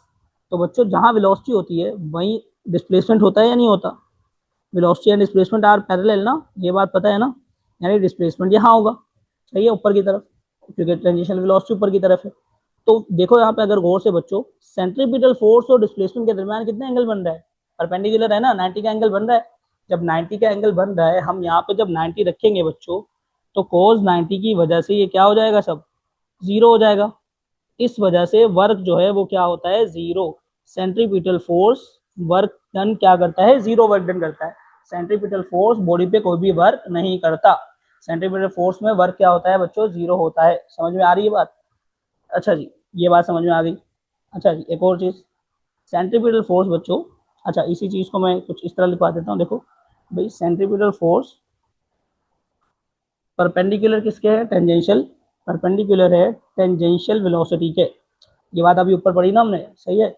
और टेंजेंशियल वेलोसिटी पैरेलल होती है डिस्प्लेसमेंट के, यानी जिसका रिजल्ट क्या बनेगा भाई, ये जो फोर्स है हम कह रहे हैं वो परपेंडिकुलर किसके है, डिस्प्लेसमेंट के। भाई जब परपेंडिकुलर है तो एंगल कितना 90, और 90 की जगह यहाँ पे हमने क्या पुट किया, जीरो पुट कर दिया, तो वर्क क्या हो जाएगा, जीरो हो जाएगा, सिंपल।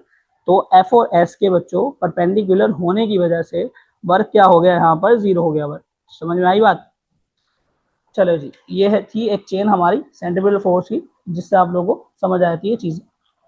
अच्छा जी, नेक्स्ट, सेंट्रीपिटल फोर्स बच्चों देखो अब अलग अलग केसेस के लिए अलग अलग तरह से एक्ट कर रही होती है। जैसे मिसाल के तौर पे सेंट्रीपिटल फोर्स पहले देख लो भाई, एग्जांपल में कुछ लिख रहा हूँ सेंट्रीपिटल फोर्स,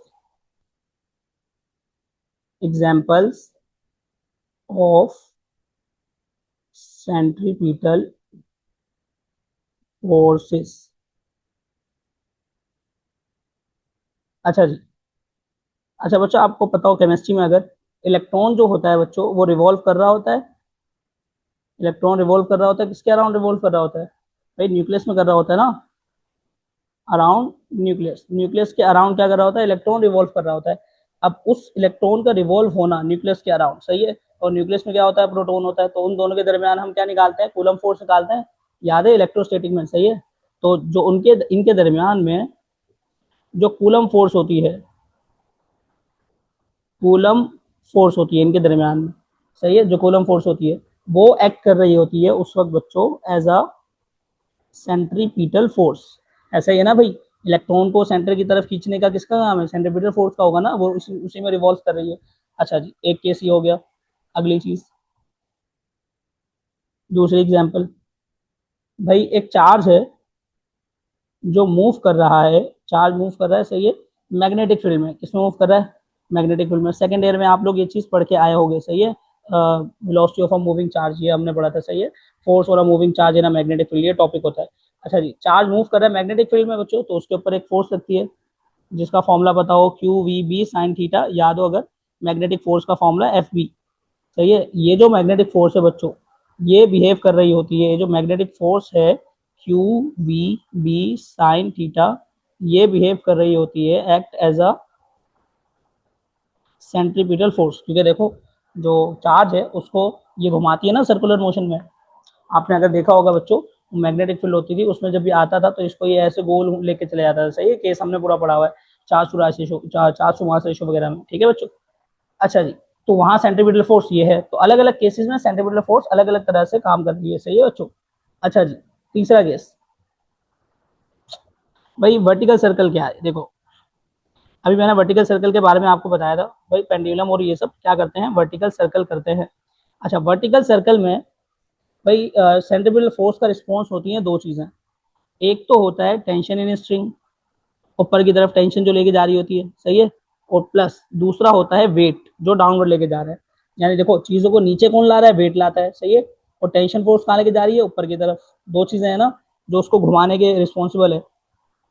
तो सेंट्रीपिटल फोर्स के लिए वर्टिकल सर्कल में कौन रिस्पॉन्सिबल है भाई, टेंशन और वेट, सही है। अच्छा जी, इसके अलावा दूसरी, भाई दूसरी है हमारे पास, एक और एग्जांपल है हमारे पास, हॉरिजॉन्टल सर्कल। भाई हॉरिजॉन्टल सर्कल बच्चों वही एग्जांपल है जो मैंने बताया था, पत्थर अगर आप लेके रस्सी से बांध के ऊपर घुमा रहे होते हो गोल गोल, उसे कहते हैं हॉरिजॉन्टल सर्कल। अच्छा, उसमें बच्चों जो शेप बन रही होती है वो कॉनिकल बन रही होती है, कौन पता है, कौन कौन से निकला है ये कॉनिकल, सही है, पेंडुलम। अच्छा, वो सिर्फ बच्चों भाई एक्स एक्सिस में घूम रही होती है, जाहिर सी बात है, तो रस्सी का सिर्फ टेंशन ही बचा, उसके ऊपर वेट नहीं लगता, सही है, क्योंकि डाउनवर्ड ग्रेविटी एक्ट ही नहीं कर रही, वो गोल गोल घूम रहा है, सही है, तो टेंशन सिर्फ उसके लिए रिस्पॉन्सिबल होती है, सही है। हॉरिजॉन्टल सर्कल के केस में सिर्फ सेंट्रीपिटल फोर्स के लिए कौन बच्चों वो होती है, रिस्पॉन्सिबल कौन होती है, सिर्फ टेंशन फोर्स रिस्पॉन्सिबल होती है, ये बात हमने सीखी यहाँ पे। अच्छा जी, अगर एक कार चल रही है सर्कुलर ट्रैक पे, कार चल रही है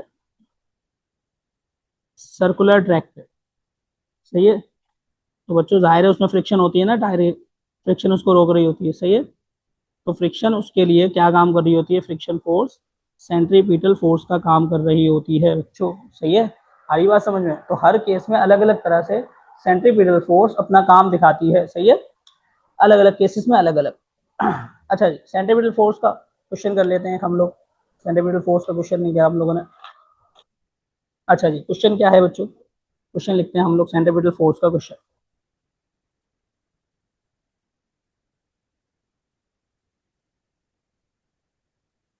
आसान सा है, हलवा सा, स्टोन ऑफ मास 16 kg, एक स्टोन है जिसका मास कितना है 16 kg, इज अटैच्ड, वो अटैच्ड है टू स्ट्रिंग, रस्सी के साथ, स्ट्रिंग 144 मीटर लॉन्ग, जो लॉन्ग है कितनी, 144 मीटर लॉन्ग है, एंड विल्ड, विल्ड का मतलब होता है जगह से हिलना, इन हॉरिजॉन्टल सर्कल, भाई और वो हॉरिजॉन्टल सर्कल में मूव करवाई गई है, यानी पेंडुलम की तरह, वही, सही है, horizontal circle, and build in horizontal circle, oh sorry हाँ हॉरिजॉन्टल सर्कल। आगे, on smooth surface, on smooth surface यानी फ्रिक्शन का कोई काम नहीं है, ये बता दिया इन्होंने, सही है। अच्छा, मैक्सिमम जो टेंशन फोर्स है, maximum tension string can with stand, भाई रस्सी जिस मैक्सिमम टेंशन फोर्स को बर्दाश्त कर सकती है वो है 16 न्यूटन। कितनी है? 16 न्यूटन। तो velocity max of revolution can be क्या होगा? भाई मैक्सिमम वेलोसिटी निकालनी है आपने, रेवोल्यूशन की मैक्सिमम वेलोसिटी निकालनी है। अब कैसे निकालेंगे मैक्सिमम वेलोसिटी बच्चों? देखो भाई सेंट्रीपिटल फोर्स का फॉर्मूला अभी ऊपर पड़ गया है, F C is equal to M V square over R, यही है फॉर्मूला। भाई इसमें से इस फॉर्मूले में जो फोर्स है उसको हम रिप्लेस करेंगे टेंशन से। वजह क्या है भाई? हमने अभी ऊपर पढ़ा था वर्टिकल हॉरिजॉन्टल में, हॉरिजॉन्टल केस में बच्चों, पीछे पढ़ा था सर्कल में, सिर्फ कौन जिम्मेदार होता है बच्चों? टेंशन फोर्स, सही है। Is equal to M V square over R. V find करना है हमने। वी के लिए टेंशन की देखो वैल्यू पता है, ऊपर मास गिवन है पहले तो, और ये क्या है 144 मीटर, ये स्ट्रिंग का लेंथ है, सही है, जिसको हम रेडियस बनाएंगे क्योंकि पूरा अगर घूम रहा होगा तो, सही है। अच्छा जी आगे देखो, एंड में बच्चों जो टेंशन दी हुई है वो है 16, यानी टेंशन की जगह 16, मास की जगह भी 16, और वेलोसिटी का स्क्वायर नीचे बचेगा 144। अच्छा जी, 16 से 16 कैंसिल हो सकता है, इक्वल के इस तरफ है ना, ये दोनों कट गए। 144 जब इस तरफ आ जाएगा, इधर बचेगा वी स्क्वायर। भाई रूट ले लेंगे, रूट लेंगे 144 का, 144 का परफेक्ट स्क्वायर रूट होता है ना बच्चों, होता है ना 12, पता है हमें 12 होता है। सो v इज इक्वल टू, हमारे पास आंसर आ जाएगा 12 मीटर पर सेकेंड, ये होगी उसकी मैक्सिमम स्पीड। सही है बच्चों, इस तरह निकालना है, बहुत ईजी है। तो सेंटीमीटर फोर्स का ये तो ईजी सा आ गया भाई, न्यूमेरिकल बहुत आसान था, ठीक है बच्चों। अच्छा जी, एक और क्वेश्चन है भाई, नेक्स्ट क्वेश्चन हम करेंगे, वही पास पेपर का क्वेश्चन है बच्चों, नेक्स्ट क्वेश्चन, सही है। क्वेश्चन मैं उतार लेता हूँ फिर आप लोगों को सॉल्व करवाता हूँ मैं। अच्छा बच्चों, ये क्वेश्चन है हमारे पास, इस क्वेश्चन को सॉल्व करते हैं हम लोग, देखें। बोल रहा है भाई, स्प्रिंग ऑफ लेंथ 0.1 मीटर, एक स्प्रिंग है जिसका लेंथ कितना है 0.1 metre, can not bear tension more than 100 newton, जो 100 न्यूटन टेंशन से ज्यादा बेयर नहीं कर सकता, यानी कि बर्दाश्त नहीं कर सकता। अच्छा जी, it is tied to a body of mass, एक बॉडी ऑफ मास से इसको टाइड किया गया है, जो बॉडी का मास कितना है 100 ग्राम, जो कि किलोग्राम में 0.1 होगा बच्चों, पता है ना, डिवाइड करते हैं 1000 से। अच्छा जी, and rotated in horizontal circle, और उसको हॉरिजॉन्टल सर्कल में रोटेट किया है। फिर से वही बात बच्चों, फोर्स को किससे रिप्लेस करोगे? टेंशन से। हमें फाइंड करना है मैक्सिमम एंगुलर वेलोसिटी। अब मैक्सिमम एंगुलर वेलोसिटी के लिए बच्चों देखो फॉर्मूला क्या लगाते हैं भाई, फॉर्मूला लगाएंगे बच्चों v is equal to R omega, angular velocity बोला है मैक्सिमम, तो इससे निकालेंगे अगर आप फॉर्मूला क्या बनेगा भाई ओमेगा का, v अपॉन आर। v चाहिए, r तो पता है, कहाँ है r? वो जो लेंथ है वो क्या कहलाएगा? रेडियस ही कहलाएगा ना, 0.1, हमने पढ़ा था ना पहले भी। अच्छा जी, v निकालने के लिए बच्चों टेंशन वाला फॉर्मूला वही, f फोर्स सेंटीमीटर फोर्स का formula M V square over R, ये फॉर्मूला। अच्छा जी, इससे हम लोग निकालेंगे v। v निकालने के लिए हमें जो चीज़ें चाहिए वो हमारे पास मौजूद है। देखो टेंशन कितनी है, टेंशन है 100 न्यूटन, सॉरी यूनिट नहीं लिखना, 100, सही है। अच्छा जी 100, और इसके अलावा जो मास है वो हमें गिवन है कितना, 0.1, साथ में v का स्क्वायर है, वेलोसिटी का स्क्वायर, और नीचे बच्चों रेडियस है वो भी 0.1 है, ये दोनों कट जाएंगे। वेलोसिटी कितनी आ जाएगी? 10 मीटर पर सेकेंड, क्योंकि देखो इसका स्क्वायर किया, 100 का स्क्वायर क्या आ जाएगा? 10 मीटर पर सेकेंड, सही है। ये आ गई वेलोसिटी, पुट कर देते हैं ऊपर, ओमेगा चाहिए हमें तो ओमेगा के लिए भाई फॉर्मूला बना के रखा है v अपॉन आर। v की वैल्यू है 10 और r की वैल्यू है 0.1। 0.1 को ऐसे देख सकते हैं 1/10, और ऊपर आगे क्या हो जाएगा मल्टीप्लाई, यानी कि 100 आ जाएगा आंसर ओमेगा का रेडियन पर सेकेंड। ऑप्शन है 100 हमारा, 1 ऑप्शन हमारा हो गया करेक्ट, सही है बच्चों। इजी है, सॉल्व करना है इस तरह से आपने, कोई मुश्किल काम नहीं है बच्चों, सही है।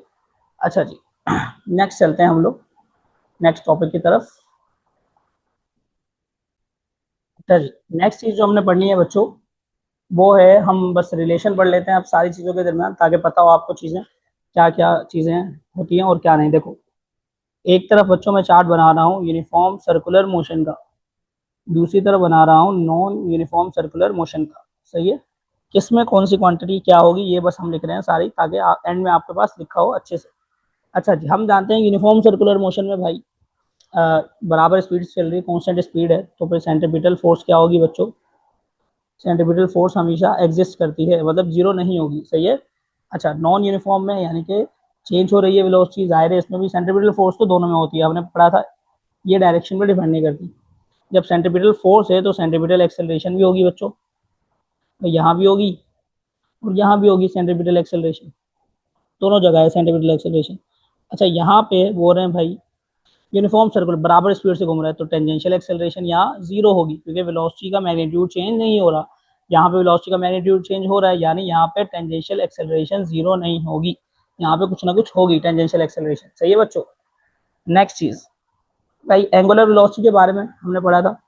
ओमेगा बच्चों, यहाँ पर ओमेगा जो है, ओमेगा भाई एंगुलर वेलोसिटी यहाँ पे है कांस्टेंट, क्योंकि यूनिफॉर्म सर्कुलर मोशन है बराबर।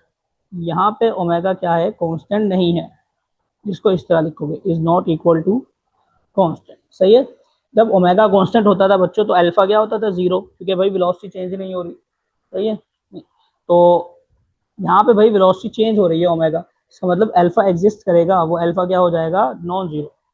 सही है। अच्छा, इसके अलावा टॉर्क जो है बच्चों, टॉर्क के बारे में बोल रहा हूँ, टॉर्क यहाँ पे क्या होगा? जीरो।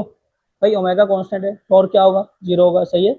टॉर्क का फॉर्मूला पता है ना, ये देखो भाई, टॉर्क का फॉर्मूला है होता है आई ओमेगा, ये है। सही है, टॉर्क का फॉर्मूला। अच्छा जी, नेक्स्ट चीज, जब ओमेगा जीरो होगा टॉर्क जीरो होगा, ये बात याद रखना। आई में यहाँ पे वो है मोमेंट ऑफ इनर्शिया। सही है बच्चों। यहाँ पे टॉर्क बच्चों जाहिर है मूव कर रहा है, तो टॉर्क जीरो नहीं हो सकता, यहाँ पे कुछ ना कुछ तो होगा ना टॉर्क। तो यहाँ पे जो टॉर्क है वो है नॉन जीरो, क्योंकि स्पीड चेंज हो रही है भाई, ऐसी बात है, एंगुलर वेलोसिटी चेंज हो रही है तो सेम नहीं हो सकता। अच्छा, इसके अलावा अगली चीज बात करते हैं एंगुलर मोमेंटम की। एल से शो करते हैं, यहाँ पे कांस्टेंट रहेगा एंगुलर मोमेंटम। क्यों भाई? एंगुलर मोमेंटम का फॉर्मूला क्या है? L is equal to M V R. जब वेलोसिटी कांस्टेंट है भाई, तो जाहिर सी बात है एल भी क्या होगा? कांस्टेंट होगा। यहाँ पे एल कांस्टेंट नहीं होगा, वजह क्या है भाई? वेलोसिटी कांस्टेंट नहीं है। अच्छा जी, जब वेलोस एंगुलर मोमेंटम कांस्टेंट है, तो चेंज इन एंगुलर मोमेंटम क्या होगा? जीरो। यहाँ पे change in angular momentum zero नहीं होगा, क्योंकि कांस्टेंट नहीं है। अच्छा जी, लास्ट चीज हम बात कर रहे हैं काइनेटिक एनर्जी। भाई काइनेटिक एनर्जी, जाहिर सी बात है, यहाँ वेलोसिटी जब कांस्टेंट है तो काइनेटिक एनर्जी वेलोसिटी पर डिपेंड करती है ना। हमने पढ़ा था फॉर्मूला काइनेटिक एनर्जी का, हाफ एम वी स्क्वायर। तो जब वेलोसिटी कांस्टेंट है तो काइनेटिक एनर्जी भी क्या होगी? कांस्टेंट होगी। लेकिन यहाँ पे काइनेटिक एनर्जी होगी नॉन जीरो, यानी कि जीरो के अलावा कुछ ना कुछ होगी। वजह क्या है? वेलोसिटी चेंज हो रही है। सही है बच्चों। ये वो क्वांटिटीज है जिनको अच्छे से देख लेना, क्योंकि हम एमसीक्यूज में आगे फिर आपको मिलेगी। सही है, इस तरह से। अच्छा जी, नेक्स्ट चलते हैं आगे, हम नेक्स्ट टॉपिक की तरफ हम लोग चलते हैं बच्चों। अच्छा बच्चों, नेक्स्ट टॉपिक जो है हमारा वो है बच्चों angle of banking. Angle of banking. अच्छा बच्चा, ज़्यादातर आपने बड़े हाईवे में देखा होगा, या बड़े जो रोड्स होते हैं, जो कर्व होते हैं, तो उनको बच्चों ज़मीन से कुछ एंगल पे बैंक किया होता है। इसका मतलब होता है, बैंक का मतलब होता है ज़मीन से थोड़ा सा अपनी जगह से, या तो उसे उठाया हो एक एंगल पे, थोड़ा सा ऊपर की तरफ बनाया होता है एक एंगल पे, उसे हम कहते हैं एंगल ऑफ बैंकिंग। ताकि जो गाड़ियां हैं बच्चों, वो अपनी जगह से स्किड ना कर जाए बाहर की तरफ। मिसाल के तौर पे एक एग्जांपल ले रहे हैं हम, तो ये हमारे पास एक इंक्लाइन प्लेन, बॉडी एक यहाँ पे बच्चों मौजूद है इसके, मिसाल के तौर पे एक बॉडी मौजूद है इस पॉइंट पे, ये है इसकी बॉडी। अच्छा बच्चों, वेट हमेशा कहाँ होता है? वेट वेट होता है डाउनवर्ड, और सेंटर ऑफ ग्रेविटी से लगता है वेट हमेशा, पता है। अच्छा, इसका जो वेट होगा बच्चों वो होगा डाउनवर्ड, यहाँ से वेट होगा डाउनवर्ड, ये आ गया इसका वेट, जो बराबर है एम जी के। अच्छा जी, और इसके अलावा बच्चों अब और से सुनना एक और चीज, भाई नॉर्मल फोर्स हमेशा कहाँ होती है? अपवर्ड। नॉर्मल बच्चों यहाँ बनेगी नॉर्मल फोर्स। सही है। अब बच्चों देखो, इसके बाद ये जो एंगल है बच्चों, देखना वेट के सामने नॉर्मल का कंपोनेंट बनेगा पहला। इस नॉर्मल के कंपोनेंट को हम कहते हैं क्या, एन कॉस थीटा। क्या कहेंगे, N cos theta, parallel component है। यहाँ बच्चों जो एन का दूसरा कंपोनेंट बनेगा, इसे कहते हैं एन साइन थीटा। क्या कहेंगे, एन साइन थीटा। अच्छा जी, एक और चीज, जब बॉडी ऐसे चल रही होती है बच्चों, यूं ये ऐसे घूम रही है, सही है। अच्छा, इस एंगल को कहते हैं एंगल ऑफ बैंकिंग, सही है बच्चों। जब ऐसे यूं चल रही है और हवा में यूं टेढ़ी, सही है, तो बच्चों उसके ऊपर सेंटर से कौन सी फोर्स, अच्छा जब वो बाहर की तरफ एक फोर्स लग रही होगी, वो है सेंट्रीफ्यूगल फोर्स, जिसका फॉर्मूला होता है M V square over R. ये रहा सेंट्रीफ्यूगल फोर्स, सही है, सेंट्रीफ्यूगल फोर्स। अच्छा बच्चों, इमेजिन हमने ये किया हुआ है कि ये जो रोड है ये स्मूथ रोड है। स्मूथ रोड का मतलब इसमें फ्रिक्शन क्या है बच्चों, जीरो। हम फ्रिक्शन को इन प्ले नहीं ला रहे, यानी कि हम फिलहाल फ्रिक्शन को हटा रहे हैं, सही है। अच्छा, सिर्फ रोड क्या है यहाँ पे, बैंक रोड है। बैंक रोड का मतलब एक एंगल पे रोड को उठाया हुआ है, सही है, बैंक रोड है। अच्छा जी, अब हमें पता क्या चल रहा है बच्चों, डायग्राम से देखने पे देखो, अगर आप डायग्राम देखते हो तो आपको पता लगेगा डायग्राम से कि बच्चों जो नॉर्मल है, नॉर्मल वो बच्चों बैलेंस कर रही है नीचे किसको, वेट के कंपोनेंट को यहाँ पर, सही है। उससे हमारा लेना देना नहीं है। हम देखेंगे बच्चों सेंट्रीफ्यूगल फोर्स को, देखो बाहर की तरफ ये सेंट्रीफ्यूगल फोर्स, ये किसको बैलेंस कर रही है, एफ जी बैलेंस कर रही है किसको, एन साइन थीटा को, सही है बच्चों। सेंट्रीफ्यूगल फोर्स का formula M V square over R. N की जगह बच्चों, एन क्या है, नॉर्मल, सही है, आपको पता है। अच्छा जी, एन साइन थीटा जो है वो उसको हम बच्चों बराबर लेंगे वेट के, सही है। अब वेट के बराबर क्यों लेना है, देखो मिसाल के तौर पर, ये N sine theta M V square is equal to N sine theta बच्चों बराबर आएगा किसके, एम जी के। मिसाल के तौर पर जो अभी मैं तुम लोग को सॉल्व कराता हूँ भाई, एक तो एफ जी बराबर है एन साइन थीटा के, पहली चीज, सही है। एफ जी में बच्चों ये जो एफ जी है ये किसके बराबर है, M V square over R के। ये बन गई पहली इक्वेशन एन साइन थीटा, इसे कहेंगे इक्वेशन नंबर 1। अच्छा, दूसरी इक्वेशन जो है एन कोस थीटा वाली, देखो एन कोस थीटा जो है वो किसके बराबर है, वेट के बराबर है। देखो तो एन कॉस थीटा, ये देखो वेट का जो एन कॉस थीटा वाला कंपोनेंट किसके अपोजिट है, वेट के, यानी ये बराबर आ जाएगा एम जी के। हम डिवाइड करेंगे इक्वेशन नंबर, ये अच्छा ये इक्वेशन नंबर 2 है। डिवाइड इक्वेशन 1/2, एक को 2 से डिवाइड करेंगे, साइन को ऊपर लाना है हम लोगों ने। देखो तो एक को जब 2 से डिवाइड करेंगे हम लोग, एन एन साइन थीटा बच्चों आ जाएगा,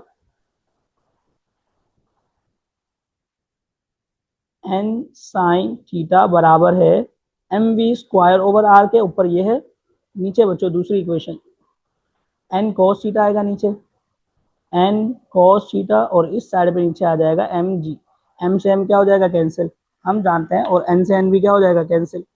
भाई साइन अपॉन कोस बचा किसके बराबर है, टेन थीटा के बराबर है साइन अपॉन कोस, सही है। अच्छा, राइट साइड पे बचेगा वी स्क्वायर ओवर जी, नीचे क्या है, जी। भाई जी जो है बच्चों जब नीचे हो रहा है डिवाइड, ऊपर आगे क्या हो जाएगा, मल्टीप्लाई।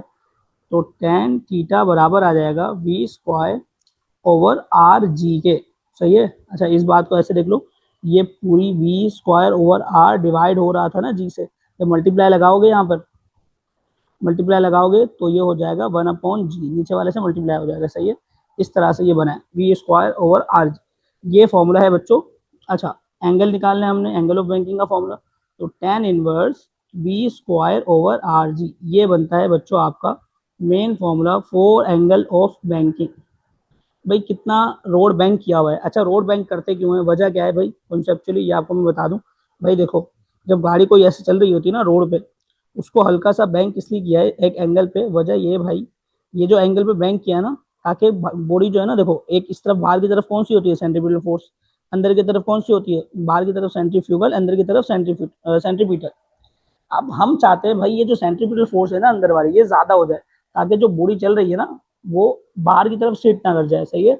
तो इस वजह से रोड को क्या किया जाता है, बैंक किया जाता है, ताकि भाई जो गाड़ियां है वो स्किड करने से बच जाए, सही है। इस वजह से बनाया जाता है क्या, एंगल ऑफ बैंकिंग। अच्छा जी, ये तो हो गई बात इसके फॉर्मूले तक। अच्छा जी, इसके बाद अगर आप बच्चों बात कर रहे हो भाई कि वेलोसिटी की, किस वेलोसिटी पे कितनी एंगल बनना चाहिए, हमें ये बताओ। जैसे मिसाल के तौर पर अगर भाई एक जो इंजीनियर्स है वो रोड बना रहे हैं और उनके उस रोड पे बोल रहे हैं भाई स्पीड लिमिट है 120, स्पीड 120 है, उस स्पीड पे कितना एंगल बना है भाई ये पता लगाना है। तो कैसे पता लगाएंगे, देखो इसी फॉर्मूले में से वी स्क्वायर को अलग कर दो, वी स्क्वायर अलग होगा तो आर जी के साथ बच जाएगा टेन थीटा, क्या बच जाएगा टेन थीटा। ये देखो यहाँ से आर जी यहाँ डिवाइड हो रहा था, उसके आगे क्या हो गया मल्टीप्लाई, वी स्क्वायर का फॉर्मूला ये बन गया। अच्छा इसी से अगर वी के फॉर्मूला बनाओगे वी का, तो वी का फॉर्मूला बन जाएगा under root R G tan theta, ये बन गया वी का फॉर्मूला। ये बच्चों उस स्पीड का फॉर्मूला है जिस स्पीड पे आप बनाना चाहते हो एंगल ऑफ बैंकिंग। मिसाल के तौर पे यहाँ मैं लिख देता हूँ इसके साथ भाई वो स्पीड वो स्पीड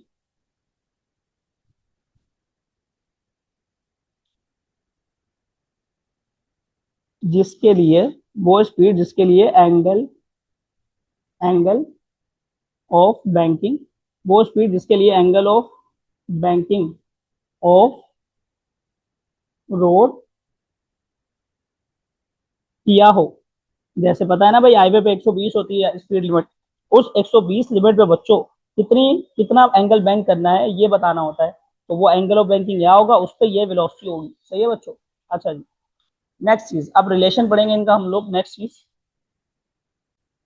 अच्छा जी बच्चों रिलेशन ये है आपके पास कि भाई आपने फॉर्मूला पढ़ा, अभी हम लोगों ने फॉर्मूला पढ़ा कि जो एन साइन थीटा है बच्चों, एन साइन थीटा वो किसके बराबर है, M V square upon R, उसको ये बराबर कर रहा है। डायग्राम से देखो बच्चों और से, भाई डायग्राम में एन साइन थीटा यानी अंदर की तरफ, ये वाला अंदर की तरफ जो कंपोनेंट, इसको कौन इक्वल कर रहा है, सेंट्रीफ्यूगल फोर्स बाहर से। सही है। अब मिसाल के तौर पे बच्चों अगर ये फोर्स ज्यादा हो जाती है, एम वी स्क्वायर वाली ये फोर्स ज्यादा हो जाती है, मिसाल के तौर पे अगर ये जो वेलोसिटी है, ये वेलोसिटी वेलोसिटी क्या हो जाती है, इंक्रीज, क्या हो जाती है, इंक्रीज। अगर वेलोसिटी बढ़ जाती है तो जाहिर सी बात है ये जो वेलोसिटी बढ़ रही है तो इस तरफ वाली फोर्स क्या हो जाएगी, बढ़ जाएगी। सेंट्रीफ्यूगल फोर्स यानी बाहर वाली जो सेंट्रीफ्यूगल फोर्स वो क्या हो जाएगी, इंक्रीज हो जाएगी।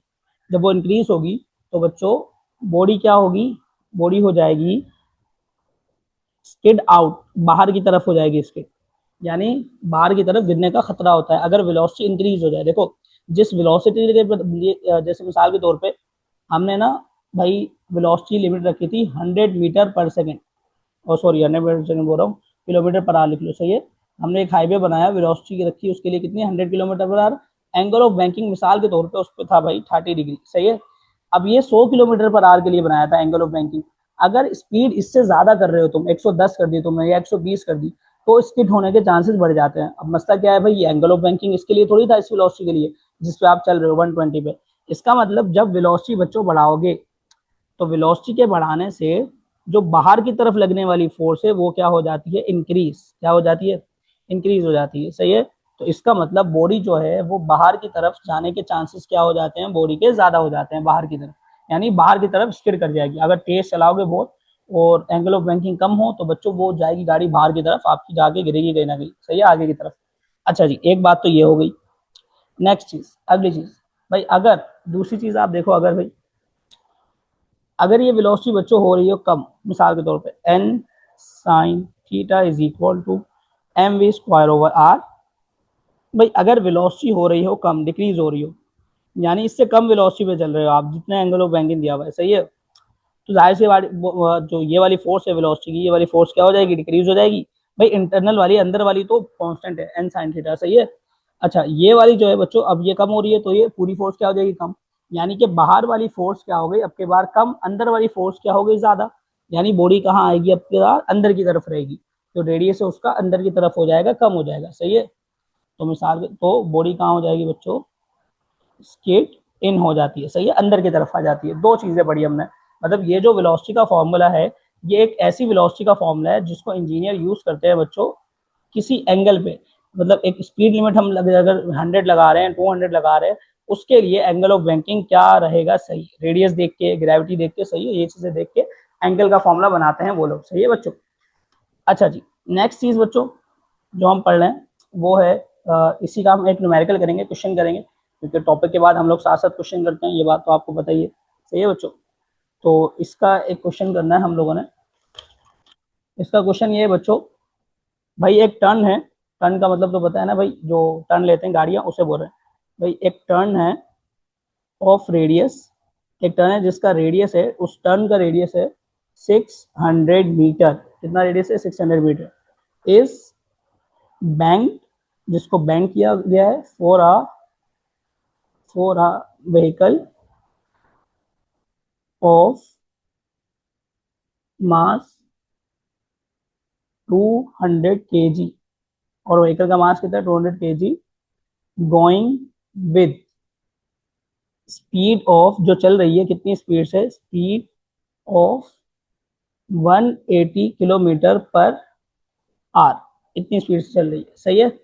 फाइंड करना है आपने angle of banking, find angle of banking find करनी है। भाई एंगल ऑफ बैंकिंग कैसे निकालते हैं? tan theta is equal to V square over R G, यही था फॉर्मूला। अच्छा, हमें क्या क्या चाहिए भाई? हमें उस सवाल में दिया हुआ है रेडियस, ये रहा। सही है। इसके अलावा हमें दी हुई है ग्रेविटी, तो आपको पता है 10 होती है। सही है। मास दिया हुआ है हमें 200 kg। सही है। अच्छा, इसके बाद हमें क्या देगा? मास, वैसे मास का कोई काम नहीं होता। सही है। अच्छा, going with speed of, speed हमें बताइए। ये देखो, स्पीड को चेंज करोगे पहले बच्चों, स्पीड को 180 किलोमीटर पर आर में गिवन है। भाई किलोमीटर से मीटर में जाना है, मल्टीप्लाई किससे करा दिया? 1000 से। नीचे 1 आवर में कितने होते हैं? 3600 सेकंड होते हैं। भाई 2 जीरो से 2 जीरो कैंसिल, आगे काट दो भाई इसको। 10 के टेबल से अगर काटते हैं हम लोग, तो 10 के टेबल से नहीं, टू, इन दोनों को काट लेते हैं। 18 1 ज़ा 18, 18 2 ज़ा 16। तो बच्चों ऊपर बचेगा 10, 10 जब मल्टीप्लाई होगा 10 से तो हो जाएगा 100 डिवाइडेड बाय नीचे बचेगा 2। तो आंसर आएगा जिसका 50 मीटर पर सेकेंड। ये हो गया चेंज। किलोमीटर पर आवर से मीटर पर सेकेंड चेंज करना कोई मुश्किल नहीं है बच्चों। अच्छा, नेक्स्ट चीज हमने फाइंड करना है एंगल। तो थीटा के लिए फॉर्मूला क्या था बच्चों? टेन इनवर्स, टेन इस तरफ ले आया मैंने। सही है। वी का स्क्वायर मतलब वेलोसिटी का स्क्वायर। अब वेलोसिटी है 50, स्क्वायर जगह हम क्या लिखते हैं? 50 × 50, आपको पता है। सही है, इजी हो जाती है कैलकुलेशन।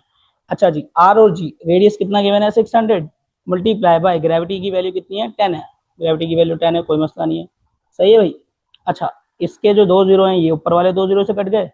ऊपर बचेगा 5 5 ज़ा 25, और नीचे बचेगा बच्चों, मैं साथ में टेन थीटा लिख देता हूँ ताकि कोई इशू नहीं हो। टेन इनवर्स चल रहा है। सही है। टेन इनवर्स, ऊपर बचेगा 25 और नीचे बचेगा 10। 5 के टेबल से काटें अगर, 5 2 ज़ा 10, 5 5 ज़ा 25, तो आंसर आ जाएगा 10 इनवर्स 5 डिवाइडेड बाय 2। अगर बच्चों आपके बोर्ड में जैसे कैलकुलेटर अलाउ है, जैसे एनईडी वालों के लिए अगर अलाउ है, तो एनईडी वाले बच्चों डिवाइड कर सकते हैं इसको कैलकुलेटर से। अगर कैलकुलेटर जिस बोर्ड में अलाउ नहीं होगा, उसमें ऑप्शन ही ये गिवन होगा आपको। सही है। 10 इनवर्स के आगे 5/2 ये ऑप्शन गिवन होगा बकायदा। सही है बच्चों। अच्छा जी, जिसमें मतलब कैलकुलेटर अगर अलाउ नहीं होता, तो उसमें इस तरह से आपको गिवन होती हैं चीज़ें, तो कोई टेंशन लेने की बात नहीं है इसमें। ठीक है बच्चों, ये हो गया टॉपिक हमारा। सही है। साथ में इसका हमने एक न्यूमेरिकल कर लिया। नेक्स्ट चीज आगे हम कर रहे हैं बच्चों, लास्ट टॉपिक है हमारा, जिसका नाम है orbital velocity. Orbital velocity, orbital velocity means, भाई कोई भी चीज एक दायरे में जब घूमती है, तो उसके पास होती है ऑर्बिटल वेलोसिटी। जैसे सैटेलाइट घूमती है ना भाई, उस तरह से। ऑर्बिटल वेलोसिटी स्टार्ट करने से पहले सेम बच्चों देखो भाई, एक हमने सर्कल कंसीडर करना है। सही है। ये सर्कल है बच्चों अर्थ। क्या है? अर्थ। एग्जाम्पल ले लें भाई, अर्थ के ऊपर कोई ऑब्जेक्ट है, मिसाल के तौर पे ये कोई पर्सन है। सही है, पर्सन कंसीडर कर लो, मसला नहीं है। या कोई भी ऑब्जेक्ट है, ये रहा, जिसको पहले आप थ्रो करते हो हल्का सा, तो ये यहीं गिर जाएगा। ग्रेविटी है ना भाई।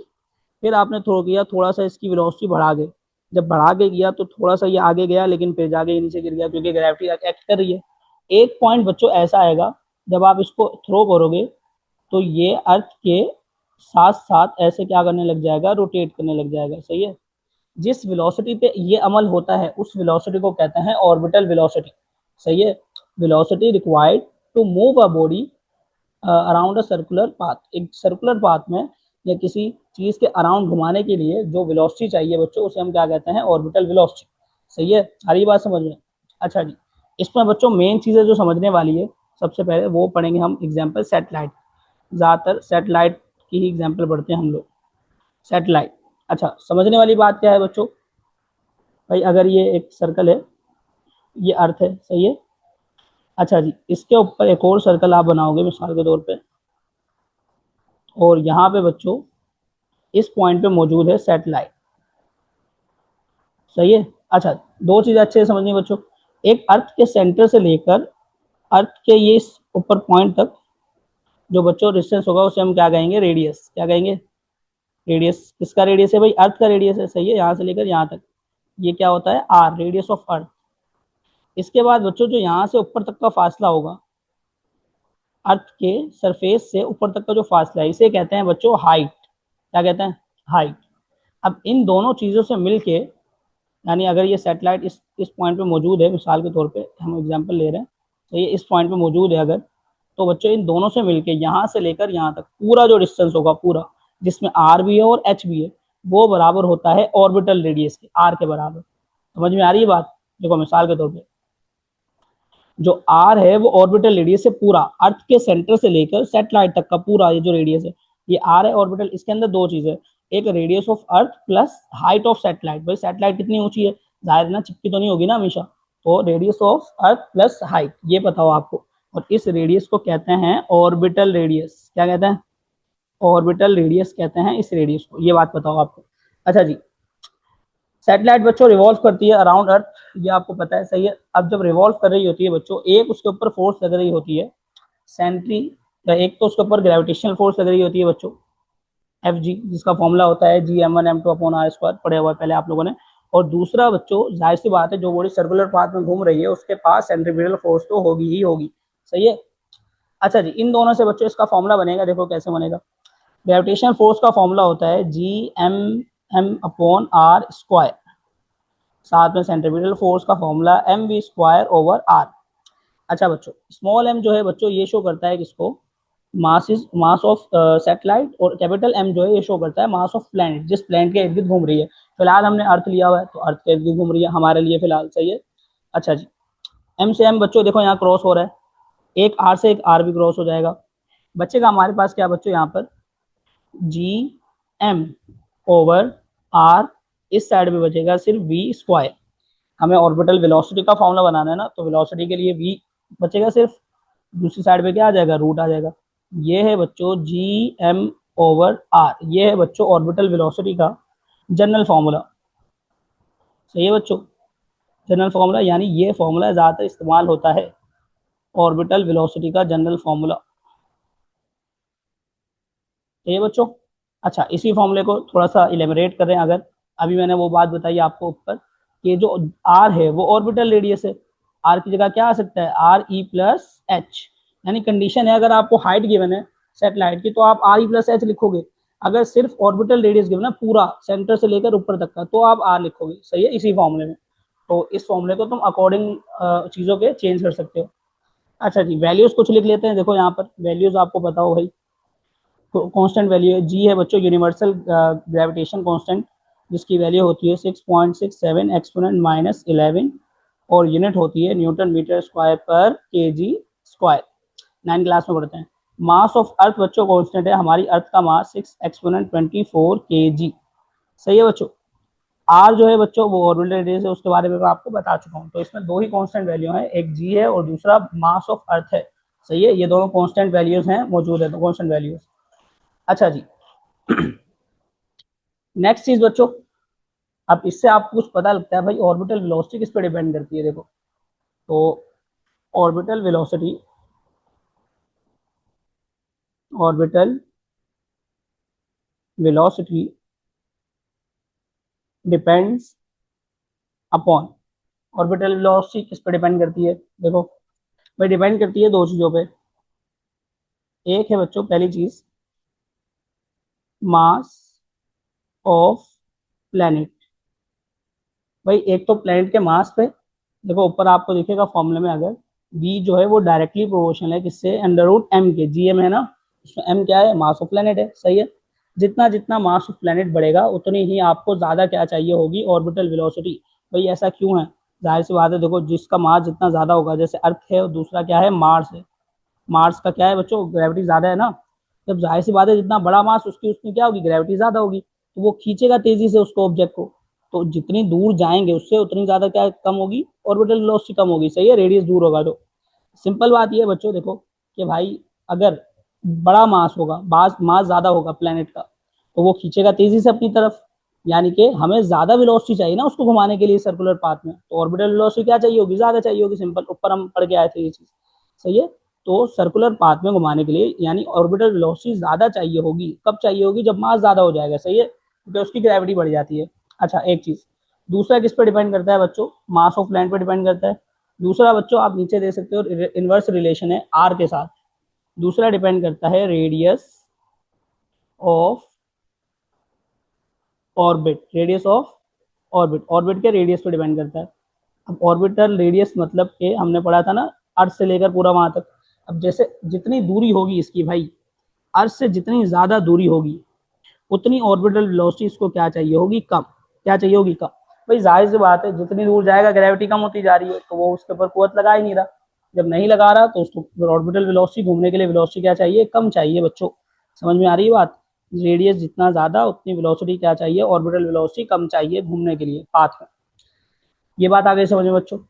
अच्छा जी, ऑर्बिटल वेलोसिटी बच्चों near the earth surface, orbital velocity near earth surface, earth earth की सरफेस के पास जो ऑर्बिटल वेलोसिटी होती है वो कितनी होती है, ये बताता हूँ। देखो भाई, वो होती है v is equal to 7.9 exponent 3 metre पर सेकेंड, जो कि अराउंड बराबर होगी 8 किलोमीटर पर सेकेंड के, सही है। अच्छा, अर्थ के करीब का मतलब इसमें बच्चों जो वो जो हम हाइट बोल रहे थे ना, वो हाइट नहीं है, बहुत कम है हाइट, सही है, नेग्लेजिबल है हाइट। तो बचेगा सिर्फ हमारे पास क्या बच्चों, v is equal to G M upon सिर्फ आर, रेडियस ऑफ अर्थ, सही है। जिससे आप सॉल्व करोगे तो हमारे पास बचेगा जो आंसर आएगा वो आएगा ये, सही है, ऑर्बिटल वेलोसिटी का फॉर्मूला। अच्छा जी, इसके अलावा क्वेश्चन करते हैं बच्चों अब इसका एक, जाहिर सी बात है टॉपिक के बाद हम क्वेश्चन तो करते हैं बच्चों, सही है। तो क्वेश्चन सॉल्व करते हैं हम लोग। इसका एक क्वेश्चन है बच्चों हमारे पास इसका, एक बॉडी है और वो रोटेट कर रही है यानी कि घूम रही है 3600 किलोमीटर, नहीं सॉरी, ये इसकी है हाइट 3600 किलोमीटर। यानी कि एक बॉडी यहाँ है, ये अर्थ है, यहाँ है वो सेटेलाइट, क्या है, सेटेलाइट इस जगह पे मौजूद है, सही है। अच्छा जी, सेटेलाइट इसके अराउंड क्या कर रही होगी, रिवॉल्व कर रही होगी, सही है ये। तो बोल रहे हैं हाइट जो है, हाइट यहाँ से लेकर अर्थ से लेकर यहाँ तक की जो हाइट है वो कितनी है, 3600 किलोमीटर, सही है, ये हाइट बता दी इन्होंने। नेक्स्ट बोल रहे हैं फाइंड करो वेलोसिटी, क्या फाइंड करो, वेलोसिटी निकाल लेंगे। वेलोसिटी बच्चों हम फॉर्मूला जानते हैं वेलोसिटी का, वेलोसिटी का फॉर्मूला है under root G M upon R plus H. अच्छा, इस फॉर्मूले को बच्चों चेंज ऐसे करते हैं कि भाई जो जीएम है ना बच्चों, जीएम एक फॉर्मूला पढ़ा होगा बच्चों ग्रेविटी का, हम पढ़ते थे मास ऑफ अर्थ वाले फॉर्मूले में। ये देखो M E is equal to G R E square upon G, ये फॉर्मूला पढ़ते हैं हम 9 क्लास में। इसी से अगर आप देखो, अगर जी का फॉर्मूला बनाओगे या जी एम का फॉर्मूला बनाओगे, जी इधर आ जाएगा, जी एम किसके बराबर आ जाएगा यहाँ पर, जी आर स्क्वायर के बराबर अर्थ के। यानी कि जी आर स्क्वायर बराबर होता है जी एम के। हम जी एम की जगह पे ये लिख रहे हैं चीज़ ना, पुट करेंगे। देखो जी एम की जगह पे जब मैं ये पुट करूंगा तो ये फॉर्मूला इस तरह हो जाएगा, जी आर स्क्वायर नीचे क्या है, आर प्लस एच, ऐसा ही है। एक आर से एक आर क्या हो जाएगा, कैंसिल हो जाएगा, सही है। जब एक आर से एक आर कैंसिल हो जाएगा, ऊपर बचेगा बच्चे सिर्फ जी आर और नीचे क्या बचेगा, एच, सही है। यानी कि क्रॉस तो नहीं हो सकता खैर, लेकिन चलो हाँ सही है, ये आ जाएगा जी और एच, सही है। बल्कि इस रिलेशन को छोड़ो तुम, ये रिलेशन वैसे काम नहीं आता, फायदा नहीं है इसका, मिटा देते हैं इसको। हम इस सवाल को सॉल्व कर लेते हैं। अच्छा, सवाल को सॉल्व करने के लिए बच्चों सिंपल इसी फॉर्मूले से कर लो, कोई इशू नहीं है, सही है। इसी फॉर्मूले से हो जाएगा ये सवाल सॉल्व। अच्छा जी, जी की वैल्यू हम जानते हैं बच्चों क्या है, जी की वैल्यू होती है 6.67 exponent -11, mass of earth 6 exponent 24 होता है, सही है बच्चों। और रेडियस ऑफ अर्थ होता है 6 एक्सपोनेंट, अच्छा रेडियस ऑफ अर्थ बच्चों वैसे 6.4, मतलब वो रहा, बता दूं अगर प्रिसाइज बताऊं, प्रिसाइज वैल्यू वो होता है 6.4 एक्सपोनेंट 6, सही है, और साथ में हाइट आ जाएगी कितनी है, 3600 किलोमीटर, ये रही। सही है बच्चों। अच्छा जी, इसको और मजीद अगर सॉल्व करोगे तुम आगे, तो ऊपर वालों को मल्टीप्लाई करा सकते हो तुम लोग। सही है, इसको आप लोग खुद करोगे आगे सॉल्व। सही है। अच्छा, नीचे वालों का मैं बता देता हूँ कुछ कंडीशन आपको, कि भाई जो नीचे है ना 64, इसको कर दो 6400 और एक और जीरो कर दो। सही है। क्यों, ये हमने क्यों किया है भाई, देखो किलोमीटर में है ना नीचे ये वाली वैल्यू, इसको भी किलोमीटर में कर देंगे, यानी ये भी किलोमीटर में है और आगे 3600 भी है किलोमीटर में। सही है, तो किलोमीटर में चेंज कर देना। तो इस तरह करके ये आगे आपने सॉल्व करना है बच्चों खुद। सही है, इजी है, इसको कर लोगे आगे सॉल्व, कैलकुलेशन वगैरह आप लोग करोगे। सही है, तो आगे इसको करना है सेल्फ असेसमेंट।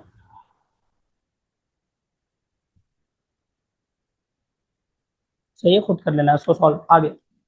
नेक्स्ट बच्चों, अच्छा टाइम पीरियड का फॉर्मूला, टाइम पीरियड का भी तो होगा ना बच्चों, जब सर्कुलर मोशन कर रही है कोई बॉडी, तो टाइम पीरियड का फॉर्मूला होगा साथ। तो टाइम पीरियड का जो फॉर्मूला है, time period of satellite, time period कैसे निकालेंगे, टाइम पीरियड का फॉर्मूला 2 पाई ओवर ओमेगा, पढ़ा था बच्चों, पढ़ा था बिल्कुल। अच्छा जी, हम जानते हैं जो ओमेगा है बच्चों, वो बराबर है वी ओवर आर के। कैसे बराबर है, ये इस फॉर्मूले से, V is equal to R omega है ना, तो वी अपॉन आर ओमेगा से हो जाएगा। सही है, वी अपॉन आर। अच्छा जी, आर अगर ऊपर जाएगा बच्चों वो हो जाएगा मल्टीप्लाई, तो हो जाएगा ये 2 पाई आर, नीचे बचेगा क्या हमारे पास, सिर्फ वी बचेगा। अब इसमें जो वी है बच्चों, ये जो फॉर्मूला बना हमारा 2 पाई आर ओवर वी, इसमें वी है ऑर्बिटल वेलोसिटी। ऑर्बिटल वेलोसिटी का फॉर्मूला क्या था बच्चों, under root G M upon R, यही था। स्मॉल आर लिखो या आर ई प्लस एच लिखो, वो मैंने बता दिया था ऊपर आप लोगों को कॉन्सेप्ट। सही है बच्चों। अच्छा जी, इसमें बच्चों थोड़ी चेंजिंग इस तरह से देखो, अगर मैं इस तरह लिखता हूँ 2 पाई आर के ऊपर मैं रूट लगा के स्क्वायर लगा दूँ, एक ही बात है ना, क्रॉस हो सकता है, एडिशन कर सकते हैं, मैथ कहती है। सही है। अच्छा, नीचे क्या किया हम लोगों ने भाई, जी एम के ऊपर मैं अलग लगा दिया रूट, और आर के ऊपर अलग से लगा दिया रूट। आर रूट जब बच्चों ऊपर जाके डिवाइड होगा, सॉरी मल्टीप्लाई होगा, नीचे डिवाइड और ऊपर जाके क्या होगा, मल्टीप्लाई।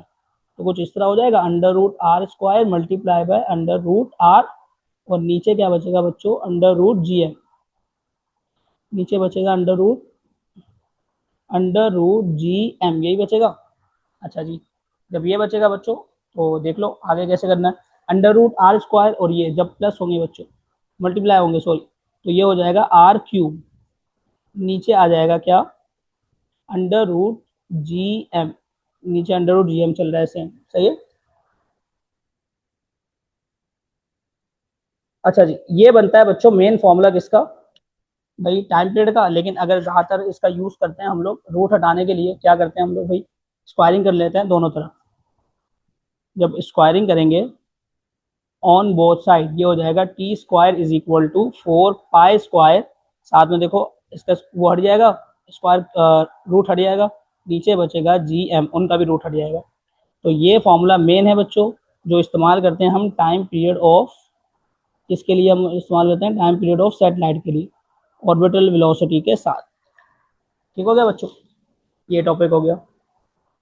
अच्छा जी, इससे एक चीज़ हमें पता लगती है बच्चों, कि भाई टाइम पीरियड किस पे डिपेंड करता है।